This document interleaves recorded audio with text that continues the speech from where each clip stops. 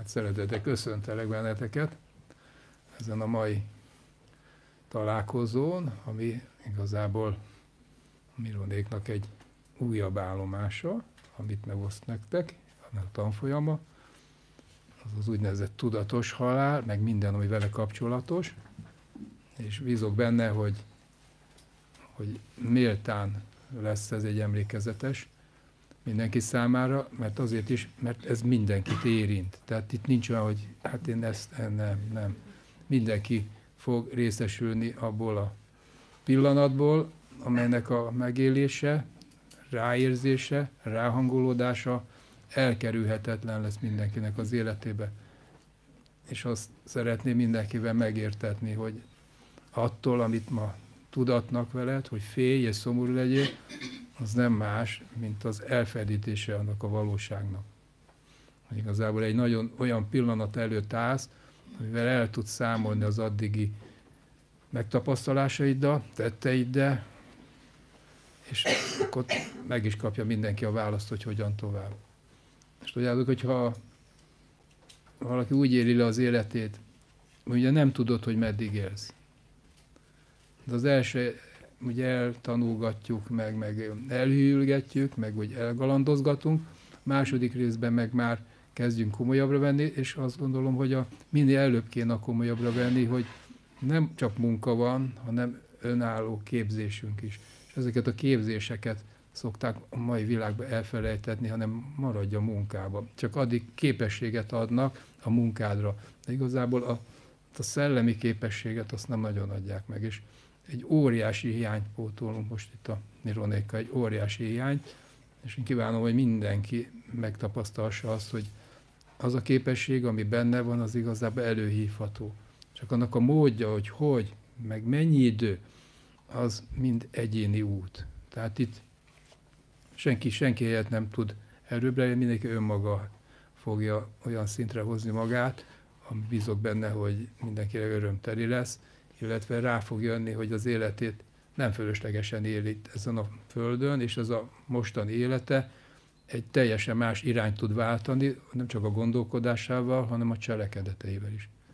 Mert a kettő, én sokszor látom, hogy nincs szinkronban. És miért? Mert inkább a félelem uralja el az emberek idejét, és leköti, és most ami a külső, amik mondjuk a kinti médiák, ebben nagyon-nagyon nagy rásegítők, hogy inkább féljél, de ne higgyél magadba. Semmiképpen. És a legfontosabb az, hogy önmagadhoz találjunk vissza, és én ezt kívánok nektek most egy olyan 2 napot, amiben szerintem arra is rá fogsz jönni, hogy ez az életed, ez nincs vége. Egy állomáson vagy, és amikor elérkez az ajtón, akkor rájössz, hogy a következő állomás most fog következni, akkor. Úgy? Fogadjuk szeretettel Miront és Hajnit.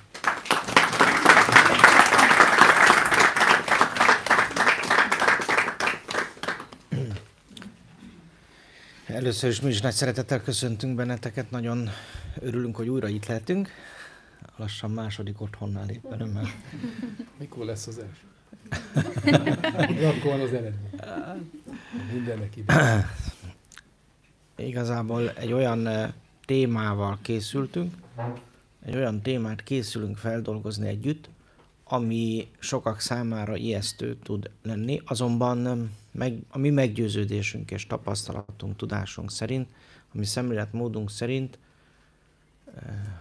ahogy egyébként a Föld lakosságának a nagy része szerint ez nem egy félelmetes vagy nem egy retteget dolog. Az, hogy Európában és bizonyos kultúrákban ez a téma, az eltávozás ennyire félelmetes és szorongás teljes, az egy tudatlanság eredménye, a megfelelő információk, tapasztalások, megélések hiányának a következménye.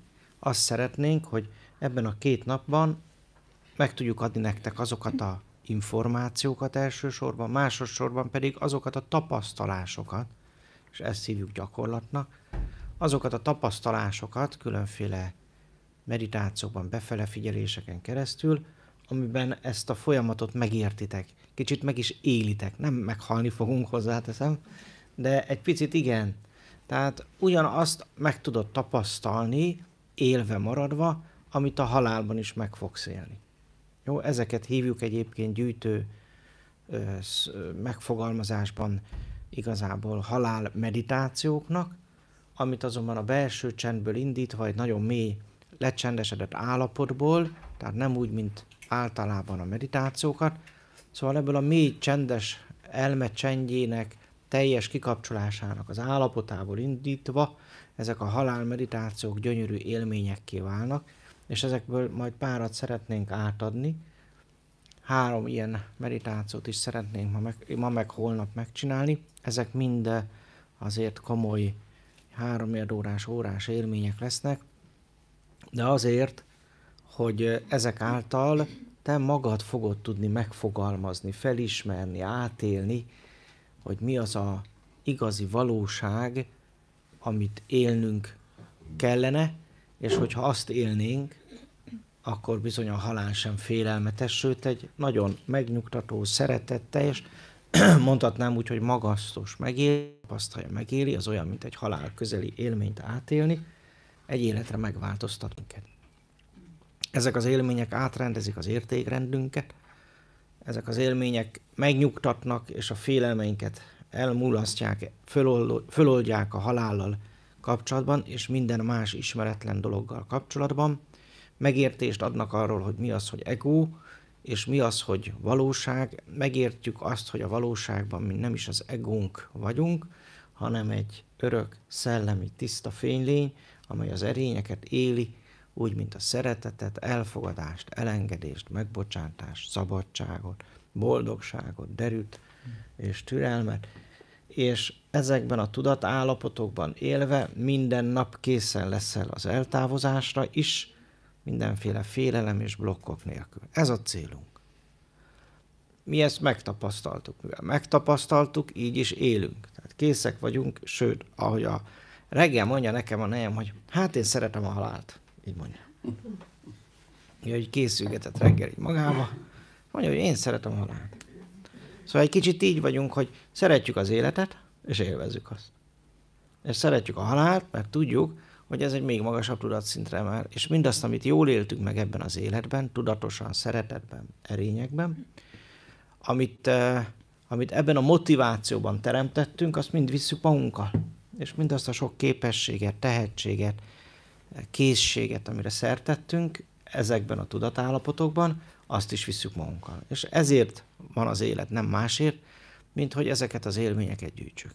Jó, és ha ezt az élményt gyűjtöd, a helyeden vagy, akkor értelen, szerűen, amit tovább viszel a következő életekre, az is csupa szép emlék lesz. És nem csak emlék, hanem tudás, tudatosság.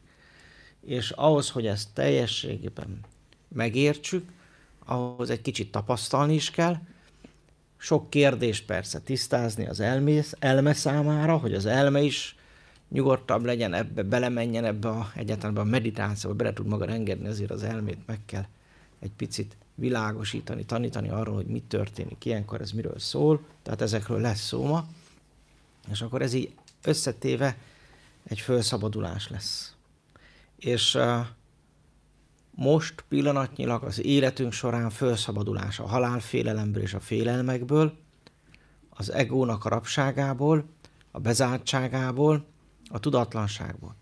Aztán, amikor eljön a nagy pillanat, és tovább léphetsz, és végre már leteheted a porhüvelyt, ahogy mondani szokták az egót, amikor leteszed a halál pillanatába, akkor meg már tisztán a szellemmel azonosulsz, azzal a szellemmel, már most is a belső csendben, vagy épp egy csendmeditációban, vagy egy csendmantrába ugyanezt éred el, és ugyanazt éled meg.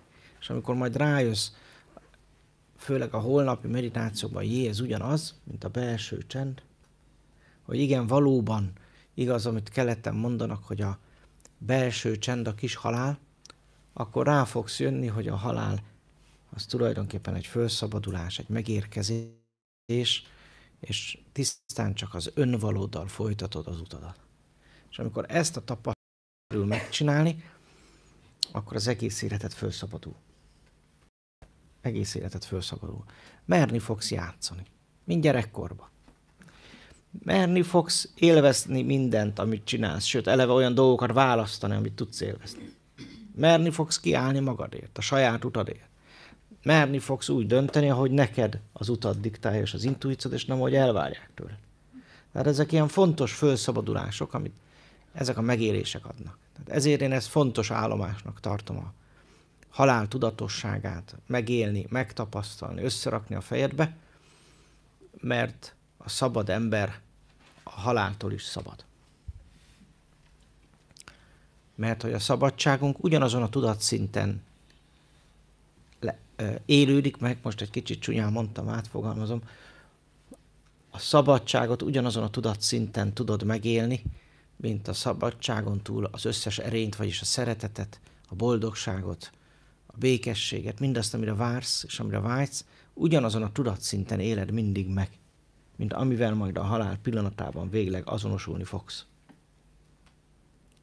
És ezért nem lesz ez idegen számodra.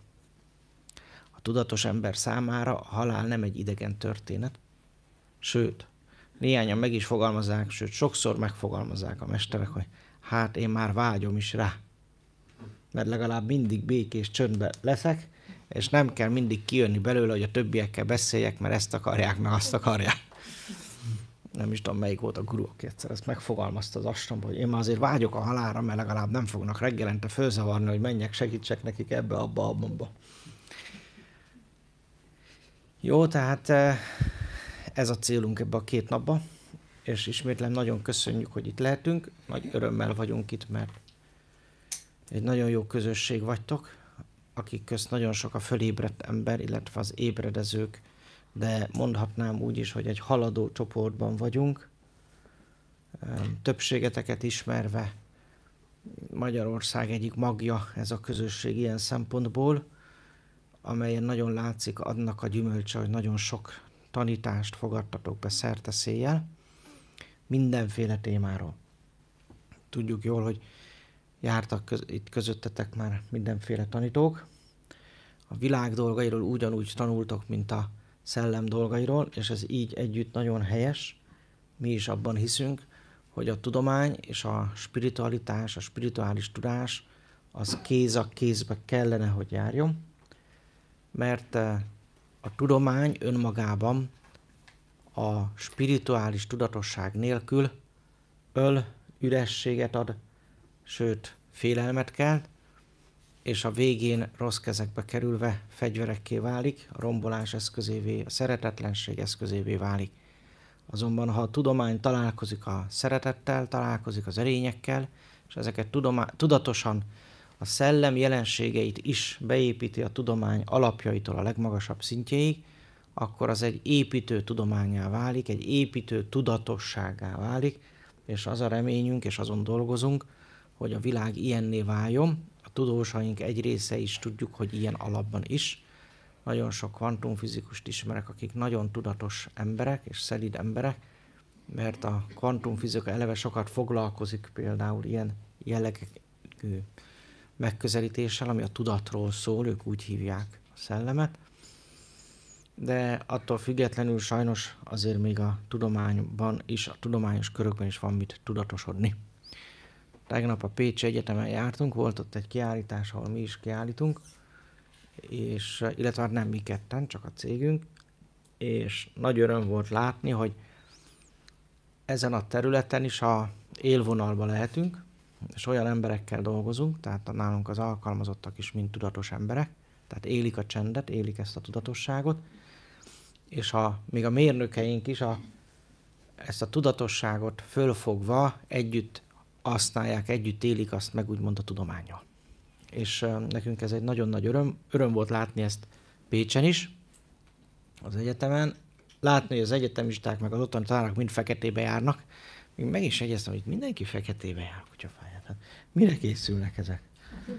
Na, hogy mi jövünk ide a halál találkozóra, az egy dolog. De hogy ők minek öltöztek feketébe, olyan furcsa volt az egész, hogy nem életszerűek. Nem tudom, értitek-e? Olyan elnyomott emberek sokszor. Egyetemeken ezt sokszor meg lehet sajnos figyelni. Nem gyakorlatiak sokszor. Tehát tisztelt a kivételnek, De azt is láttuk nagyon sokszor, hogy az egyetemisták, akik kikerülnek a mindennapi életbe, hát nem igazán vannak képbe. Biztos tapasztaltátok ezt, lehet még magatokon is.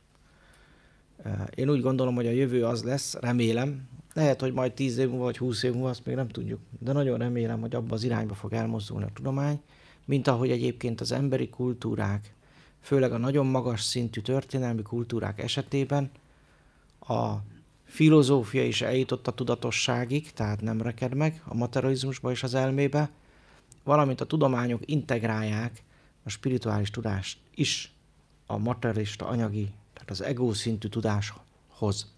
Én ebben bízom, hogy itt is egy ilyen áttörés előbb-utóbb megtörténik a világunkba. Vannak rá jelek, de ezen még sokat kell dolgozni. És úgy gondolom, hogy itt minden ilyen szellemi műhely ebben az országban, amely egyébként egóban az egyik legerősebb a világon, meggyőződésem. Tehát Európa szerte tanítva, meg amerikaiakat is tanítottam már, azt láttam, hogy mindenütt nyitottabbak az emberek. Mindenütt rugalmasabbak az emberek a befogadásra, mint Magyarországon. Tehát a magyar emberek nagy része, lehet az elme hatására is, vagy a nyelvünk hatására, most lényegtelen, illetve a történelmünk hatására is, de nagyon komoly egóval rendelkezik. Nem befogadó egóval, hanem makacs, kemény kis egóval, vagy nagy egóval, mert vannak, akik nagy egóval. És azt látom, hogy bizony itthon a legnehezebb dolog ilyen közösséget találni, ami ilyen nyitott. Tehát higgyétek el, hogy ti azért így magasan vagytok a hegyen már, de ez persze nem jelenti azt, hogy nincs mit tanulnunk, nincs hova fejlődnünk. Inkább azt szoktam mondani, hogy ez egy nagyon jó alap arra, hogy jól fejlődjünk együtt. És azzal, hogy mi fejlődünk együtt, azzal tudunk segíteni majd másoknak szerte az országban, hogy ők is fejlődjenek velünk. De ehhez ez a műhely, amit létrejött, bizony kell, szükségeltetik. És remélem, hogy még sokáig fog működni, ugyanilyen lendülettel, ugyanilyen lelkesedéssel, ugyanilyen nyitottsággal. Azt is tudjuk, hogy az a téma, amiben most bele fogunk vágni, ez egy nehéz téma, tehát ez eleve kevés embert vonz. Ezt is tudjuk. Még a spirituális körökből is. Tehát nyugaton jellemző módon a spirituális körökben is tabu a halál. Leginkább ott. Így van. Leginkább ott. Ők már túl vannak, de Tehát azt mondja, az nincs túl. nagyon sok spirituális körbe hallottuk, mi ezen már túl vagyunk. Ha mondom, azt nem látom. Itt ülsz, hús, vérbe, beszélsz, levegőt veszel. Tehát még nem vagy túl a halálom. Majd akkor mondd, ha túl vagy integes, vagy csönges, hogy túl vagyok rajta, sikerült. Azt majd fogjuk tudni, ha túl vagy rajta, mert a szellemed úgyis bejelentkezik, hogy sikerült. Köszönöm.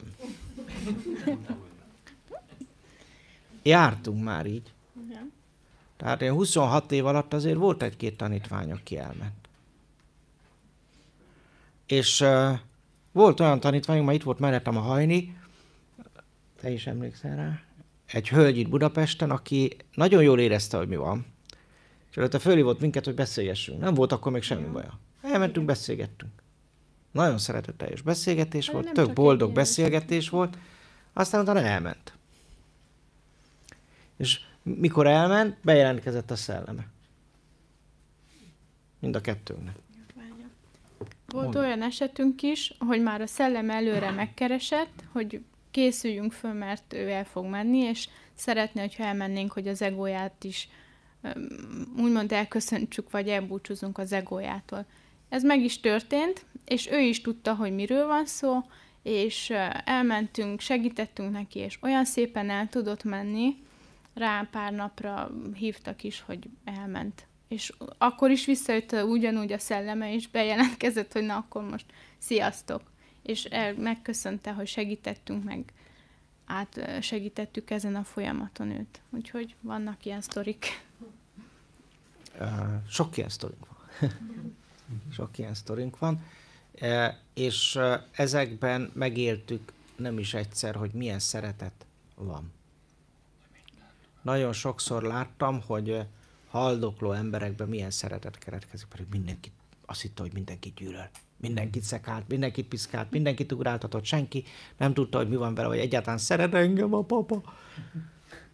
Aztán az utolsó nap olyan szépen elbúcsúzott mindenkitől, hogy mindenkit föloldott.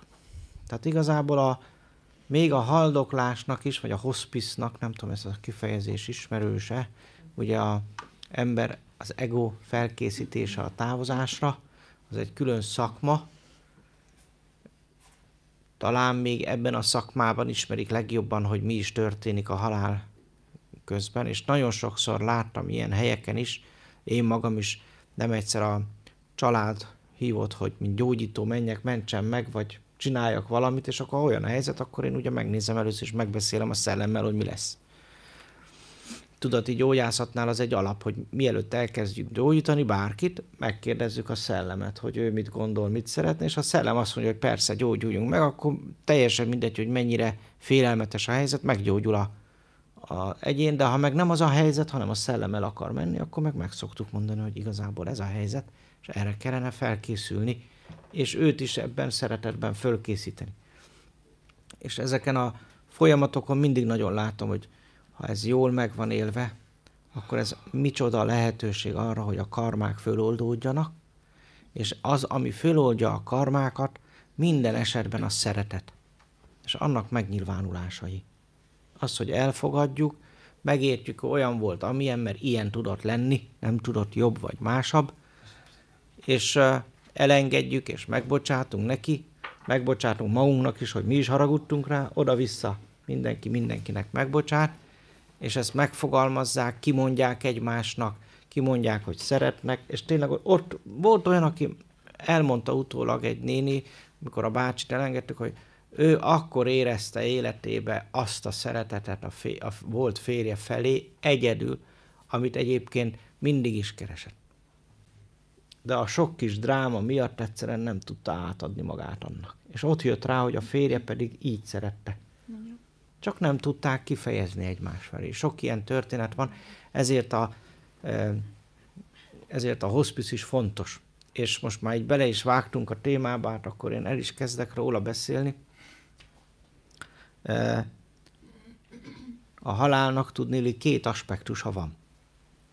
Én ezt így szoktam megfogalmazni, hogy 2 aspektusa van. Mondhatni úgy, 2 nézőpontja van. Az egyik nézőpont az ego felőli nézőpont. A másik nézőpont pedig a szellem felőli. Az örök részünk felőli nézőpont. Hát melyiket szeretnéd hallani? Ahhoz, hogy a halált megértsd, mind a 2-t meg kell hallgatni, és mind a 2-t tudatosítani kell, mint ahogy tudatosítani kellene 2 összetevőnket is. Tudatosítani kell, hogy van egy egónk, ami alatt értjük a testet, a lelkünket és az elménket. 3 összetevőt. Nincs olyan, csak test és lélek. Sokan így tanítják a egót, és mindig arról beszélnek, test, lélek, szellem, 3-assága. Mindig ezt mondják. Ezek az emberek nagyon nagyot tévednek. A legfontosabb részt hagyják ki a tanításaikból, az elmét. Tudniillik, az emberi ego 3 részből áll. Testből, lélekből és elméből. És az elménk dönti el, az elménk működés, ami automatikus és sémákból épül föl az elmében, a racionális elmén belül, a gondolkodás útján, a nyelvhasználat, a megfogalmazások útján létrejövő sémák, rutinok, axiómák irányítják az életünket. És ezt az elmét ezért nem lehet az egóból kihagyni, mert az, hogy mi történik a lelkünkben, ami tiszta biokémiai reakció a mentális működésre, az elmére, ez szabja meg, amit a lelkedben érzel, tudniillik nem más, mint a gondolkodásod végeredménye, automatikus biokémia. És ami a testedben történik, az is egy automatikus biokémikus folyamat. Tehát például a betegségek kialakulásánál is arról beszélünk, ugye, hogy pszichoszomatikus, ami lélek összefüggésrendszerre utal, lelki okokra. A valóság azonban az, és ezt ma már a tudomány is fölismerte, hogy a betegségnek nem lelki, hanem mentális okai vannak. Az, hogy hogyan halunk meg ego szempontjából nézve, milyen szenvedések útján, az is a gondolkodásodon és az ott megszületett választásaidon fog múlni. Ha szenvedéssel akarsz meghalni, csinálj karmákat. És jó beteg is tudsz lenni, és majd úgy megszenveded évekig a halálra való fölkészülést, és akkor nem azt mondjuk, hogy tudatosan halunk meg, hanem karmikusan halunk meg. Nem dharmikusan, értitek, hanem karmikusan. Ez azt jelenti, hogy ha tudatos volt a szellemed, valamennyire már tapasztalt, sok életet megélt szellemet, vagy szellem használja az egódat, a testedet, lelkedet és elmédet, akkor föl fogja vállalni, hogy évekig majd szenved a ráktól, meg mindenféle fájdalmakkal, vagy akár fél életen át 50 évet leél mindenféle fájdalommal, napi szinten zavarva, hogy szabadon és nyugodtan éljél, csak azért, hogy a karmáidat le tudja ebben az életben, ebben a ciklusban. Nem tudom, értitek ezt? Ezt nagyon sok szellem csinálja, úgyhogy amikor megnézed az öregedet, vagy akár ismerőtségi körödet, nézd meg, hány idős ember van, aki akár az utolsó éveket ágyba kötve szenvedi. Akár még magát se tudja ellátni. Tudjátok, hogy ez mind karma. Tehát az életében úgy gondolkodott, úgy állt a többiekhez, úgy állt a világhoz, olyan szemléletmódot rakott össze magának a világról, aminek ez lett az eredménye. Az ilyen emberek soha nem élték meg azt, ami a dolguk. Az ilyen emberek soha nem élték meg azt a célt, azt az örömöt, azt a szabadságot és boldogságot, amire születtek. Az ilyen emberek soha nem engedték meg maguknak, hogy élvezzék az életet. Az ilyen emberek soha nem engedték meg maguknak, hogy azt éljék, amit ők szeretnének, amire ők vágynak, nem pedig, amit a külvilág erőltet rájuk, vagy vár el tőlük. Értitek ezt a mechanizmust? És van sok bölcs szellem, aki ezt nem akarja átvinni egy következő életre, hanem azt mondja, most akkor ezt majd karmikusan letudjuk, és így szokták kifizetni. Sőt, nagyon sokszor eleve olyan más szellemekkel születnek le, tehát olyan szellemcsoportban, magyarul egy olyan családba fognak születni, amely családtagjai majd ápolják őt, mert ő nekik meg ilyen jellegű karmájuk van, amelyben önmagukat kellene föláldozni, mert lehet, hogy korábban önzően éltek. Nem a dharmájukat, csak önzően értek. Az, amikor valaki önzően él, az se a dharmáját éli. Amikor egy szülő elvárja, hogy fiam, én azért szültelek, hogy aztán majd engem ápolj, meg engem gondoz, ha öreg leszek. Ismerős ez? Van, akinek ismerős kezeket fel? Na, az a szülő soha nem volt a helyén. Az a szülő soha nem volt a helyén. Na, ez önzés, ez nem dharma, ez megint karma. És az, hogy ez bevállalja a gyerek, az tudatlanság. Neveltetés kérdése, tehát mentális séma lesz, és persze mit fog csinálni a gyerek? Gondozza a szülőt, nem adja intézetbe, vagy olyan helyre, ahol esetleg még jobban is ellátnák. Nem adja be, hanem inkább lemond a saját boldogságáról és a saját teremtéséről, dharmájáról. Jó? Tehát ezek azok az emberek, akik aztán szenvedtek majd sokat, és majd a gyerek is szenved sokat, miután a szülőt 10 évig ápolta, aztán eltemette, majd egy kicsit él, csak soha nem a helyén lesz, aztán majd ő is sokat szenved, aztán majd őt is eltemetik. Ismerősek ezek a folyamatok? Tehát ez mind az ego szempontjából megközelítve a halál. A tudatos halál igazából az lenne, hogy én azt az életet éltem, amit akartam. Amit az én szellemem akart, ami a dharmám volt, az, amit én szeretettel, örömmel, szabadságból, figyeled, szabadságból, nem kényszerből, vagy megfelelési kényszerből éltem, és amit én élvezni is tudtam, és élveztem is. Jó? Ez a dharma. A dharma az egy nagyon komoly szó, egy nagyon komoly kifejezés Indiában, ugyanúgy, mint a karma. A halál az mindig karmikus. A halál mindig egy vikarma az ego számára.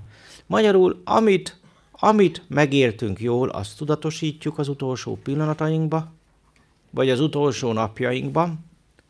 Amit nem éltünk jól meg és tudatosan, vagyis nem teljesítettük abban a dharmát, azt is tudatosítjuk. Akármilyen furcsa, vannak, akik hirtelen mennek el. Mondjuk átmegy rajta a villamos, fejére esik a féltégla, ráborul a daru, lezuhan a repülő. Na jó, akkor az már nem olyan hirtelen halál, mert van egy pár perc, hogy átgondolja. Mert az már gyanús, hogyha a repülő ugye így fejen áll. De az a tapasztalat a halál közeli élményekkel kapcsolatban is, hogy mielőtt a halál esemény megtörténik, előtte még a hirtelen is az a halál, előtte napokban akaratlanul is az ember már az életéről filozófál, hogy mi is történt, mit csináltam jól, mire vagyok büszke, mik voltak, amik csalódást okoztak, mik azok a dolgok, amikben magam miatt csalódtam, és így tovább.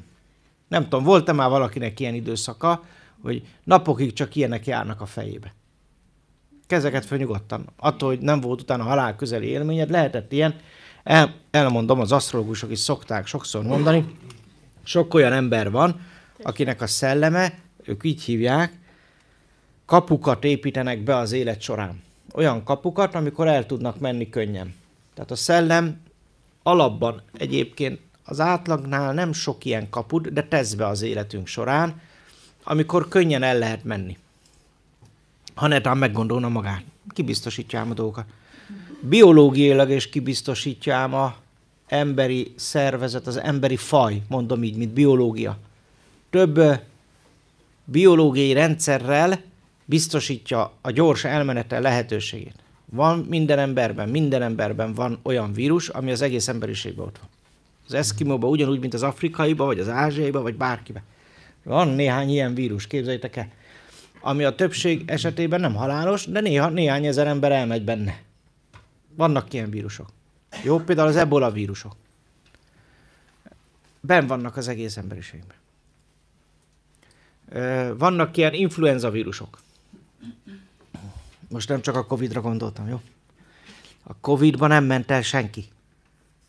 Csak annak a szövődményeibe. Értitek? De vannak olyan influenza vírusok, amiben el tudsz menni, és ezek is ott vannak szinte az egész emberiségben, szerte az egész földtekén. Vagy ott van a rák, ismerős talán a rák jelensége. Az egy olyan program a biológiai genetikában, hogy mindig is van rákos sejt. És tulajdonképpen az bizonyos esetben a szellem döntésén fog múlni, hogy a rák elszaporodik-e, vagy valahol képez a daganatot. Megerősödik-e. És azt mindig a szellem dönti el, az olyan, mint egy kapcsoló. Lekapcs. És akkor, ha úgy ítéli a szellem, akkor lekapcs. Jó, és akkor nem a traktor jön, meg a repülő zuhan le, meg a hajó borul be, jó, hanem egész egyszerűen csak jön a rák. De a ráknál még mindig van lehetőség arra, hogy fölébredjen az ego, és azt mondja, jó van, akkor úgy csinálom, hogy te akarod. Jó, mert ha nagyon nem úgy csinálja az ego, hogy a szellem akarja, a szellem egy darabig tud várni, meg van olyan élet, meg van olyan helyzet, amikor azt mondja, hogy ki vár. Általában akkor vár ki, hogyha a szellem nem egyedül dolgozik, hanem szellemcsoporttal, és a szellemcsoportot hát ráér bevárni. Akkor nem azonnal fog elmenni. Értitek? Tehát ezek ilyen érdekes dolgok, ami a lényeg, a szellem dönti el majd úgyis, hogy mikor mész el, az ego meg elszenvedi, ha nem tudatos. És itt ez a lényeg, hogy ezért mondjuk úgy, hogy a halál egyfajta vikarma, egy olyan időpont, egy pont, amikor el kell számolnia az egónak, a tudatlansággal, a makadságával, a rosszul használt, nem tudatosan megélt szabad akarattal, mert hogy az egódnak szabad akarata van. Ezt két részből tudjuk, egyrészt mert önellátó. Tehát a tested, ha soha nem hallasz a tudatosságról és a szellemről, ha soha nem is érzel rá, hanem csontmaterialista életet élsz végig, akkor is önellátó, működő rendszer. És képes választani lehetőségek között. Jó, ez a két dolog elég ahhoz, hogy igazolja azt, hogy van egy szabad akarat. Ennyi, ezt azért építi be a rendszer, egyébként most én a rendszer alatt a szellemvilágot értem, vagy az egységet, mert ha nem lenne szabad akarata az egónak, akkor nem lenne mit tanulnia a szellemnek. Hiszen a szellemnek az a tanulás, a nagy tapasztalása, hogy ezzel a szabad lénnyel ő bánik, ő teremtette magának arra, hogy utána ezen a szimuláción keresztül, ami az élet, ebben az életben megtanulja ezt a szabad akarattal rendelkező, szeretni is képes lényt a szeretetre. De ezt úgy kell neki megtanítani, figyelj, hogy ne séma legyen, tehát ne csak másolja az erényeket, hogy ez ne valami kényszer legyen, vagy a muszáj, vagy ne valami megfelelési kényszer legyen. Nem tudom, értitek? Hanem, hogy az egód azért élje majd meg a szeretetet, mert jól esik neki, mert ő maga is arra vágyik. Értitek? Tehát így lett megteremtve, a szellem ezáltal fogja megtanulni, meg tudja megélni a szeretetet. Most gondold végig, kiné van gyerek? Nagyszerű. Amikor neveled a gyerekedet, kényszerből akarod, hogy szeressen és oda bújjon hozzád? Vagy csak azért bújjon oda, mert jól esik neki is? Érted ezt? Tehát ennyi. Ezért van szabad akarat. Sokan nem értik a szabad akaratot, és olyan filozófiákat lehet olvasni 100 oldalakon keresztül, hogy azt se értem már a végén, hogy mi van. Pedig egyszerű a szabad akarat. A szellem szeretetből van. A legnagyobb élménye a szellemednek, a fénytestednek, az egységnek, hogy szeret és szeret és szeret. És minél jobban szeret, annál jobban szeret. Érezted ezt ma, hogy valakit nagyon szeretsz, akkor egyre jobban szereted? Ez így működik az agapé. És hogy minél jobban szereted, egyre jobban meg akarod osztani. Hát ez valami olyan kéne, ami nem akar szeretni, vagy nem tud alapba szeretni, de képes szeretni, érted? Hát ez az ego, és ez a szabad akarat. És amikor jól használja az egót a szellem, mert már erre a szellem már érett és megtanult, sok életet élt és megtanulta ezt, akkor nagyon jól fogja tudni azt csinálni. Már eleve úgy nő fel, hogy tudja, hogy mindig a szeretet számít. Eleve mindenkiben bele van ám kódolva. A legutolsó emberben, a legutolsó gyilkosban is, hogy szeretet. Még a gyilkos is szeretetért öl. Ez a vége, amikor pszichológiailag jól kihallgatod az illetőt. Durva, mi? Képzeld el azt, hogy az egónk úgy van megprogramozva, hogy a legnagyobb dolog, amire vágyik, és amire mindig vágyik, az a szeretet. És azt szerint, hogy milyen tudatos, hát valamilyen szinten a szeretetre vágyik. Lehet, hogy a szexnek fogja megfogalmazni, vagy szerelemnek, vagy összetartozásnak, vagy családnak. A lényegtelen, a lényeg, hogy a szeretetre vágyik. És amikor majd eljön az ideje, a szellemnek is ugyanúgy felelnie kell. Na, hogy ment ezzel az egóval? Meg tudtam tanítani a szeretetre? Úgy, hogy szeretetből szeressen? Hogy szabadságból szeressen? Hogy örömből szeressen? És nem azért, mert én megmondtam neki, hogy ha nem szeretsz, meghalsz. Egyébként így is meghal. Vajon mennyire tudunk szeretni? Ez is egy kérdés. Mert akármilyen furcsa, de a halál pillanatában az egyetlen dolog, ami marad az egónak, akármilyen furcsa, ezt láttuk, az a szeretet. És ha nincs szeretet, akkor félelem van. Tudod, mi a szeretet ellentéte? A félelem.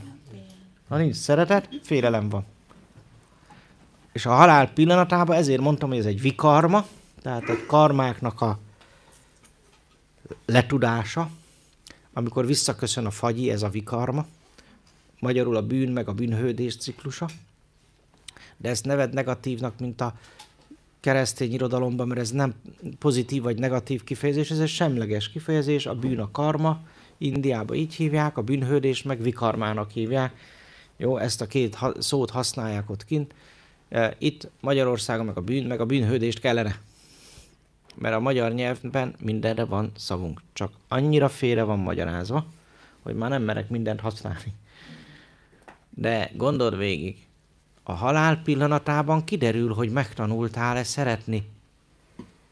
Vagyis a szellemed sikerrel járt-e az egód nevelésében. Mondjuk így ki. És közben te sosem voltál az egód. Mert te ki vagy? A szellemed, az egység. A szellemed, ami az egység szerves része. Te mindig a szellemed voltál, sosem az egód. Ha így nézzük, a hiba és a legsúlyosabb hiba, amit védhetünk életünkbe, hogy az egóval azonosulunk. Ha az egóval azonosulunk, akkor nem vagyunk csendben. Ha nem vagyunk csendben, nem vagyunk a egységben, nem azonosulunk a szellemmel. Ha viszont az egységben vagyunk a szellemmel, egységben vagyunk mondjuk így, akkor egység van, nem pedig kétség.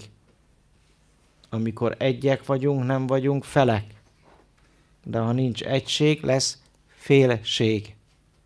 Ezt hívjuk félelemnek. Az egód az csak egy félelem. Érted? És az egónak önmagában, ha nem tudatosodik, ha nem csendesedik meg, és nem éli meg az egységet a szellemével, a belső csendben az erényeket, többek közt a szeretetet, akkor bizony az egónak csak a félelem marad.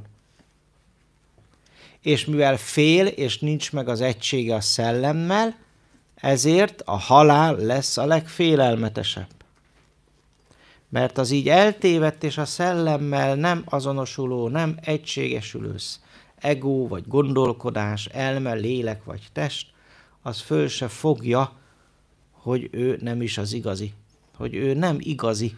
Hogy ő csak egy illúzió. Hogy ő csak egy szimuláció. Ez a legjobb szó. Az egész élet egy nagy szimuláció, egy illúzióban, egy mátrixban, ha úgy tetszik. És ez a szimuláció önjáró. Jó, ez az ego. És közben ennek az egónak egy dolga lenne, egy dologra van teremtve, hogy megélje, átélje azt, amit a szellem szán neki.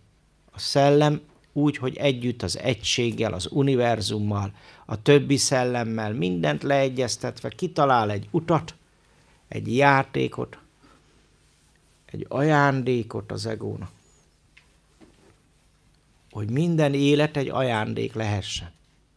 Mert az, minden élet egy ajándék magának az egónak is, nem csak a szellemnek öröm.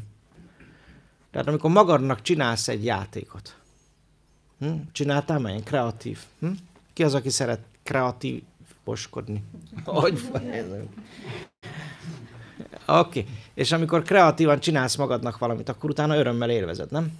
Na ez ugyanez. Szellem megcsinálja az egót, és utána szeretné élvezni. Csak az ego nem mindig így gondolja. Az ego úgy gondolja, hogy okosabb ennél. Jobban tudja, mert anya megmondta, apa megmondta, a tanárnéni megmondta, a politikus is megmondta, meg is szavaztam, úgyhogy én nagyon király vagyok, és innentől kezdve azt úgy kell játszani. Aztán végén semmi köze nem lesz ahhoz, ami egyébként önmagának is, tehát magának az egónak is az örömöt jelenteni. De az a jó, hogy a DNS-edbe be van kódolva, és hogyha lecsendesedsz, és már nem az elméd után mész, akkor rá fogsz jönni, hogy jé, hát belém egész más van kódolva, mint amit a politikus mondott, pedig megszavaztam. És elkezdesz lecsendesedni, amikor van a csendben, belépni a dharmádba. A dharma, mondjuk így, hogy sorsunk. Mindenkinek megvan írva egy olyan sors, amit élvezni tudna. Ami nem a rombolásról, nem a háborúról, nem a gonoszkodásról, nem az önzésről, nem a harcról, küzdelemről, szenvedésről, betegségekről szól, hanem az erényekről. Jó, és az a ego, amelyik átadta magát ennek az útnak, a sorsának, ami megengedte, hogy a szellem vezetése érvényesüljön az életébe, sőt a csendben odafigyelt az intuícióra és a képességeire, hogy a szellemet tudja ezáltal követni, na az az ego boldog lesz. Tehát őnek is egy ajándék az élet, az egónak magának is, és nem egy szenvedés az élet akkor. Értitek? Kérdezd meg magadnak, ajándék az életed? Öröm az életed? Játék az életed?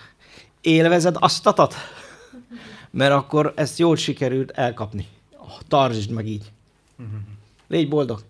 Hidd el, mindent megkaphatsz az élettől, amire vágysz. Mert bevállalni. Mert kimondani magadnak. Jó? És éld meg örömmel. Szabadulj föl. Jó? Mert ez az egy dolog, ami szent. Mert a szentség is maga egy erény. És rá fogsz jönni, hogy itt olyan dologokra fogsz vágyni, amiben szeretet van. Szeretet élmények vannak. Te is egy ajándék vagy másiknak, a másik egy ajándék neked. Te is egy ajándék vagy a világnak, a világ is egy ajándék neked. Jó? Nézz így az emberekre. Senki nincs ellenség. Max tudatlan. Jó? De neked nem kell olyannak lenni, mint a tudatlanok, csak azért, mert ők olyanok, amilyenek. Hidd el, a helyeden leszel, olyan emberek kerülnek köréd, akik ezt elismerik, elfogadják, látják benned, szeretik benned, megszeretnek az ilyen emberek, még a tudatlanok is, és elkezdenek ők is ebbe az irányba haladni. Annikó egy mondatot mondtál volna. Mi ezt örömmel látjuk így mikor nem tanítunk, hanem úgymond világi munkánkba. Örömmel látjuk ezt. Tehát akárki jön, az egy örömmel találkozik, egy örömmel, egy szeretettel, és hogy ezzel találkozik, megváltozik már önmagába. Jó? Tehát így kéne élni. Na most ilyen esetben mi a halál? Aki ilyen életet él, hogy a darmájában van, a helyén van, a sorsában van, ráadásul tudatosan, mert megéli benne ezt a sok szeretetet és erényt, megéli benne a csendet, annak mi lehet vajon a halál? Hát egy boldog befejezés, könyörgöm. Egy boldog befejezés. Egy sikerélmény, mert amikor eljön a vikarma ideje, az elszámolás ideje, akkor azt fogja mondani, hogy na, ezt az utat jól megtettük, élveztük. Szépeket láttunk, szépeket teremtettünk, boldogságot kaptunk, boldogságot adtunk, fölemeltek minket, és mi is fölemeltünk másokat, meg egymást is, és akkor megérkezel, akkor azt mondom, hogy na, ezért érdemes volt élni. Nem félelem lesz benned, hanem szeretet, egy megelégedettség, egy boldogság, egy öröm, egy derű, hogy sikerült. Hogy szabad vagyok. És ott akkor leteszem az egót. Mert elég volt ez az élet. Most jön egy még izgalmasabb, egy másik. Valahogy máshogy. És az is ugyanilyen jó lesz. Mert ha ezt így tudtam élvezni, akkor holnap még jobban fogom élvezni az életet. Próbáld meg úgy megközelíteni, mint a napjaidat. Itt vagy a mai napom. Töltekezel, tanulsz, élvezzük egymás szereteteljes jelenlétét. Holnap mit szeretnél megélni? Hát nem még jobban? Ha nem vissza fogsz vágyni a szarba, elnézést. Érted? És amikor a mai este véget ér, akkor majd sírni fogsz, hogy jaj, beestelledett, a Miron is elment innen, jaj, mi lesz velem. Érted? Mert ez a halál, ezt csinálják az emberek. Ahelyett, hogy azt mondanak, hogy figyelj, de jó, holnap még jobb lesz. Wow, de várom már. Érted? És amikor végig gondolod, őt viszem magam, jó? Amikor végig gondolod, akkor azt fogod mondani ma este, hogy fú, de jó napom volt. Érted? Így kéne mindig lefeküdni. És mindig, amikor lefekszel, úgy feküdj, hogy mi van, ha holnap nem kelsz fel. Azt szoktam mondani, hogy a halálra úgy a legjobb fölkészülni, ha minden napodat úgy éled, mint ez lenne az utolsó. Aztán majd meglátjuk, hogy kapsz a következőt. Érted? Kisüt-e holnap reggel a nap? Ki garantálja? A megszokás? A rutin? Hát senki. Az egy dolog, hogy ez a természet rendje. És reméljük, hogy holnap is ez lesz. Értem? Ilyen egyszerű a dolog. Ahogy a NASA eltérített egy aszteroidát, minket is eltéríthetnek bármikor. Aztán utána meg nem értik, hogy mit csinál. Nem tudom, figyeltétek ezt a kísérletet? Izgalmas. Majd meglátjuk, mit csinál az a kis bolygó, mert azt se tudják azóta se, hogy mit csinál. Nem értik, hogy miért csinál. Tudjátok, ilyen furcsa dolgokat csinál most. Nem úgy, ahogy ők gondolták okosan. Pedig kiszámolták nagyon, hogy mi lesz. De nem úgy történik semmi. Sok mindennel nem számoltak, olyan dolgokkal, amikről még nem is tudnak. Hát ez most mégis nem a mi dolgunk. Ami a lényeg, úgy kéne minden este lefeküdnöd, hálát adva, örömmel, végig gondolva, derűvel, boldogan a napodat, hogy fú, ez egy jó nap volt. Mi így voltunk tegnap, és olyan jó volt. Így szoktunk általában lenni egyébként. Megérkezünk, és úgy örülünk. Igen, minden este így vagyunk, meg össze is bújunk, az is egy jó rész. És amikor reggel fölkelsz, akkor meg úgy kéne fölkelni, hogy jaj, de jó nap lesz ez. Aj, de jó, hogy itt vagyok. De jót pihentem. Most jön valami új. És szeretem, ami jön. Miért? Mert olyan életet élek, amit én választottam, érted? Nem azért megyek dolgozni, mert muszáj. Vagy mert elvárják, vagy kell a pénz. Hanem azért megyek dolgozni, mert de jó. Értitek? És akkor így születsz újjá. Aztán eljön a következő este, megint úgy megyek le, hogy na, jó van, letudtam. Minden tökéletes. nincsenek maradékaim, nincsenek olyan dolgaim, amivel tartozok. Nincs olyan, amit ne fejeztem volna be. Nincs harag, amit magammal viszek, és így tovább. Így kéne lefeküdni. És ha így élnél, napról napra, akkor biztos, hogy tiszta maradsz karmátlan. Karma nélkül. Megvalósítatlan vágyak nélkül. A megvalósítatlan vágyak is megbetegítenek, jobb, ha tudod. Gondold végig, érdemes-e? Napok óta az ott bennem, milyen jó lenne egy mákos gubát tenni. De becs szóra. És jövünk és mákos guba. Ugye milyen a univerzum? Így értsétek meg, hogy az élet így szeret. De ha te nem vágyod meg, és még magadnak se vallod be, de jó lesne egy ilyen, akkor nem kapod meg. Érted? Mert az emberek többsége lemond a vágyáról is, mert jaj, ez hülyeség, meg ilyet, ez tök ciki. Figyelj, én fölhúzom még most is az ilyen mintás zoknit, mert nekem ez tetszik, érted? És nem a sötét kéket, meg az egyenrossz zoknit, mint a többiek, hogy úriemberesen öltöznek, meg egyebek ismerősen. Nem húztam sosem nyakkendőt, mert nem szerettem. Aztán úgy megszokták, hogy amikor mentem fel a legfelsőbb körökbe, ott is nem volt nekem elvárás, hogy én nekem... Jó, fölhúztam az akót, nyakkendő nem kell. Mindenki más meg nyakkendőbe van. Szóval, hogyha bemered vállalni magadat, és úgy élni, ahogy szereted, és élvezed, akkor azt el fogják fogadni. Habár lehet az elmédben most nem ez van. De hidd el, hogy el fogják fogadni. Csak merd bevállalni. Értitek ezt? Merd bevállalni.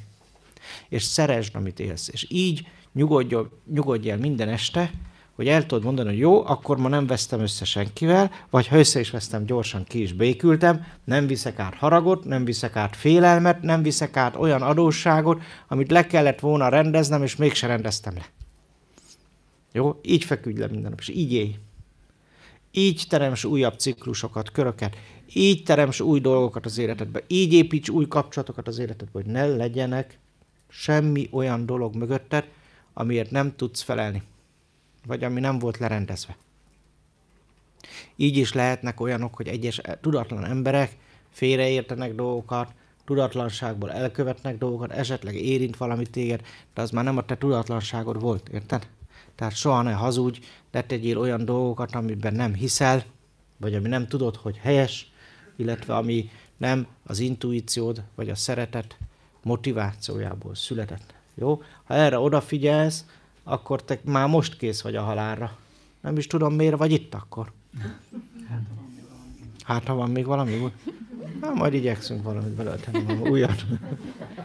Na, ezért mondom, hogy tehát az ego szempontjából, visszatérek a eredendőhöz, az ego szempontjából tárgyaljuk a halált, és bizony az egy vikarma, egy elszámolás pillanata, és az szerint fog megélni minden ember egy-egy ilyen elszámolási, lezárási időszakot, vagy vikarmát, ahogy élt. Ha félelemmel élt, ha haraggal élt, ha önzően élt, ha tudatlanul élt, akkor tudatlanul félelemben, szenvedésben, rettegésben fogja megélni és várni a halált. Nagyon sok ember, súlyos beteg ember azért nem hal meg, mert retteg. Mert nem meri elengedni magát, hogy azt mondani, hogy na gyere, akkor jó van. Nagyon sok ember évekig képes szenvedni, és a családtól gyűjti össze az energiát, hogy túlélje a következő napot. Akármilyen furcsa, halálos betegeket is, akár évekig energiával, figyelemmel, törődéssel, a család energiájával életbe lehet tartani. Ez történik nagyon sok haldoklónál, és nagyon sok olyan embernél, aki otthon haldoklik. Nem tud már ellátni magát. Nem tud már beszélni se sokszor.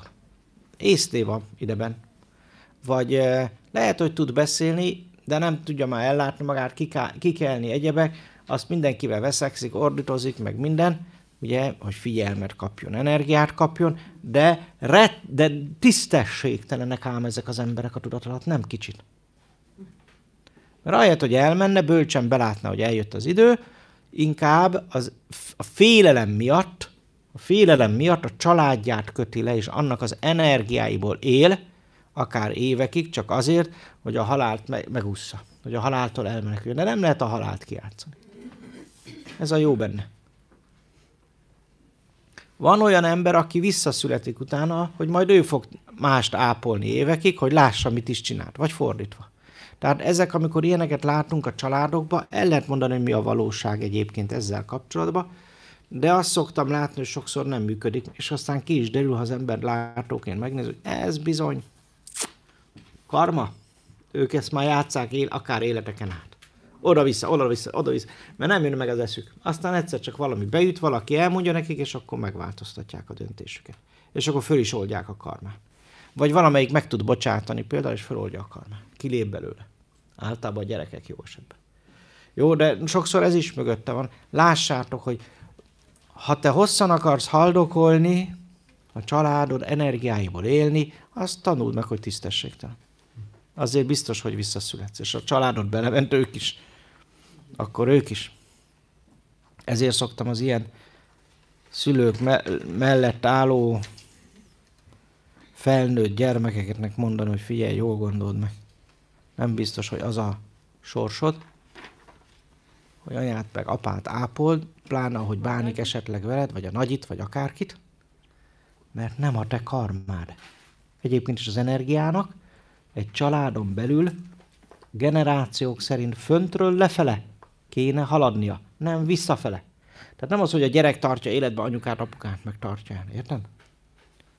Jó, ezek már mind reverz energiák, és a reverz energiák rombolnak, karmákat szülnek, és jó pár élettel tovább kell majd élned. Kicsit lassítanak úgymond a szamszarába, a szellemet visszatartják a fejlődésbe, és a szellemcsoport újra meg újra leszülethet, csak azért, hogy egyszer eldöntse végre, hogy mi legyen. Ja, hogy ebből egyébként ki is lehetne szállni. Ja, hogy nem is ez lenne a dolgunk? Az az ember, aki a helyén volt az élete során, és boldog életet él, az nem így fog elmenni. Az elszenderedik. Szeretetben él, eleve. Én nekem az egyik nagyapám nagyon korán meghalt, én még fiatal voltam, ő nem annyira, de én még 3 éves voltam, de néhány emlék maradt. Nekem nagyon korai emlékek vannak egész kiskorból, és emlékszem, akármilyen furcsa, arra, hogy ő hogy játszott velem. És ami megmaradt belőle, az a szeretet. Értitek? Egy rezgés. Egy agapé. Az, hogy ő milyen szeretettel volt velem. Hogy ölelt, hogy emelt föl, mindig így föltartott. És amikor ezt már nagy fejjel elmondtam egyszer így a szüleimnek, hogy mire emlékszem, hogy le voltak döbben, hogy énekre emlékszem. Még a szobájára, mert neki volt egy dolgozószobája, lelkész volt.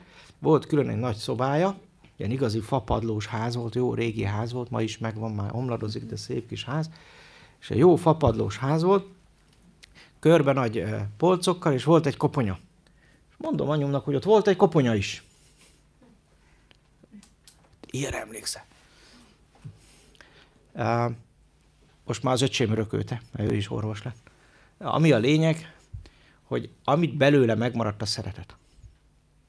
És ő úgy ment el, de akkor már jó idős volt, úgy ment el, hogy azt mondja, hogy ebéd után, hogy megyek, pihenek egyet.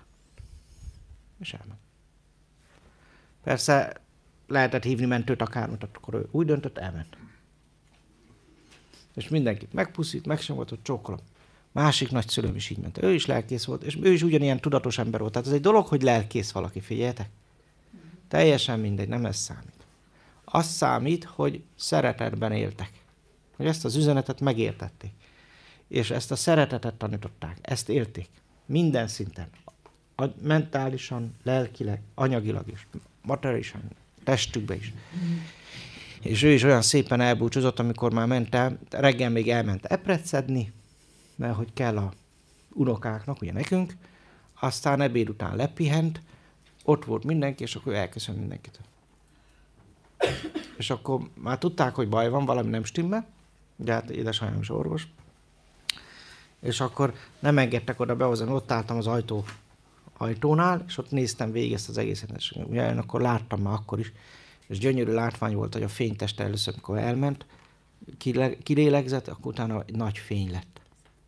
És kilépett a fénytest, és akkor szépen mindenkit így megsimogatott a fején.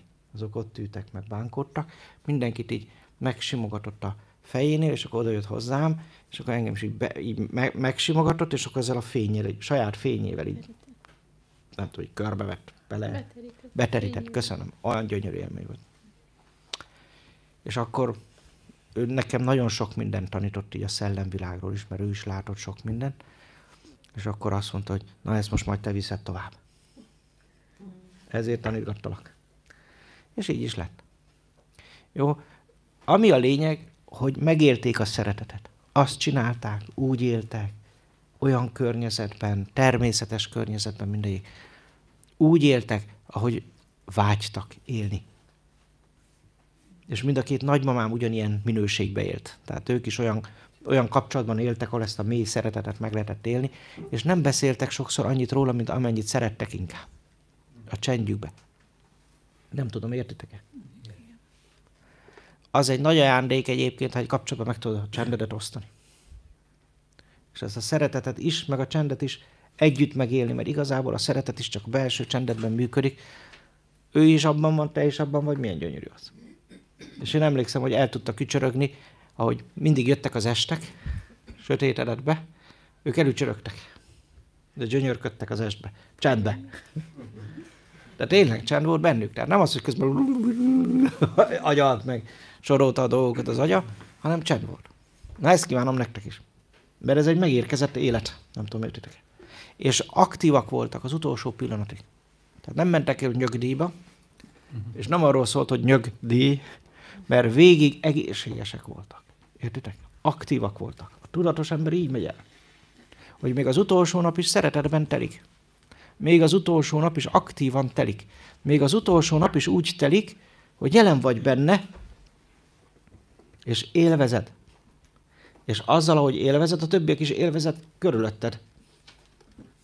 A többieknek is ezt a szeretetet, ezt az üzenetet adod át azzal, ahogy élsz. Jó, értitek? És mindenki a maga módján, ők a maguk módján csinálták. Lehet, hogy te máshogy csinálod, én is megint máshogy csinálom, mindenki máshogy csinálja, de ez a jó.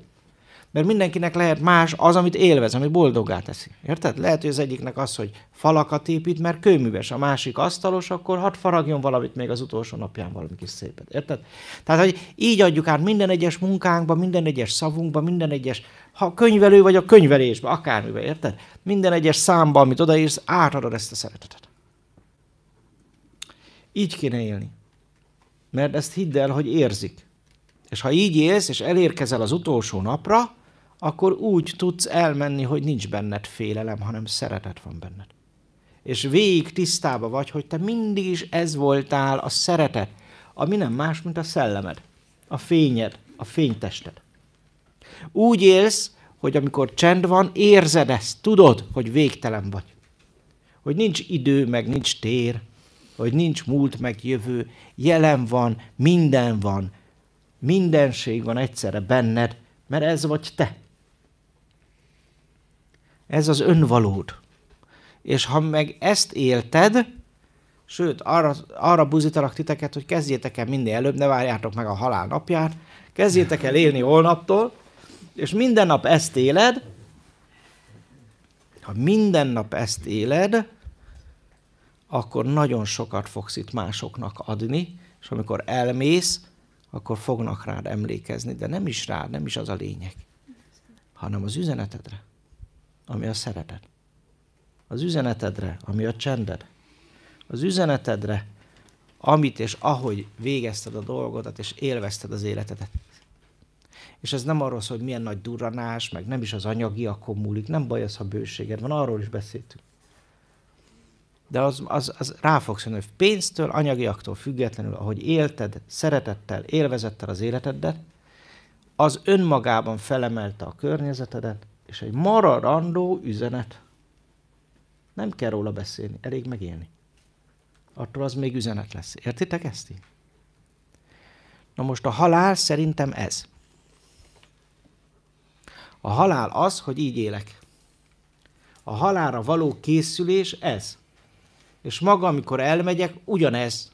Mert végig a szellememben voltam, a szellemmel azonosultam, tudtam, hogy én ez a szeretet lény vagyok, az erények lénye vagyok. Világéletemben az üzenetemet élem.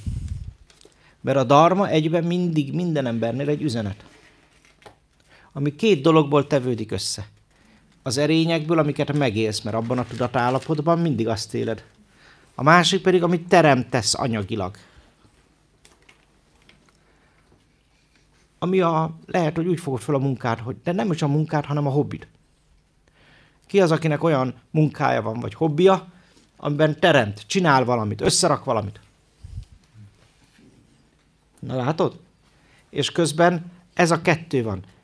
Dharmád, üzeneted, az erények, amit megélsz, a szeretet, amit megosztasz, a türelem, a szelídség, amit megosztasz, és ugyanúgy a dharmád, teremtésed azt, amit anyagilag összeraksz. Teremtés az is, ha beválasz gyermeket. Teremtés az is, ha fölneveled őt. Teremtés az is, ha dolgozol valamit. Teljesen mindegy, hogy ez most valami anyagi dolog, vagy valami szellemi, vagy mentális dolog, de teremtettél. Mind a kettő síkon jelen vagy mindig. Jelen vagy a fényben, és jelen vagy az anyagban is, az energiában.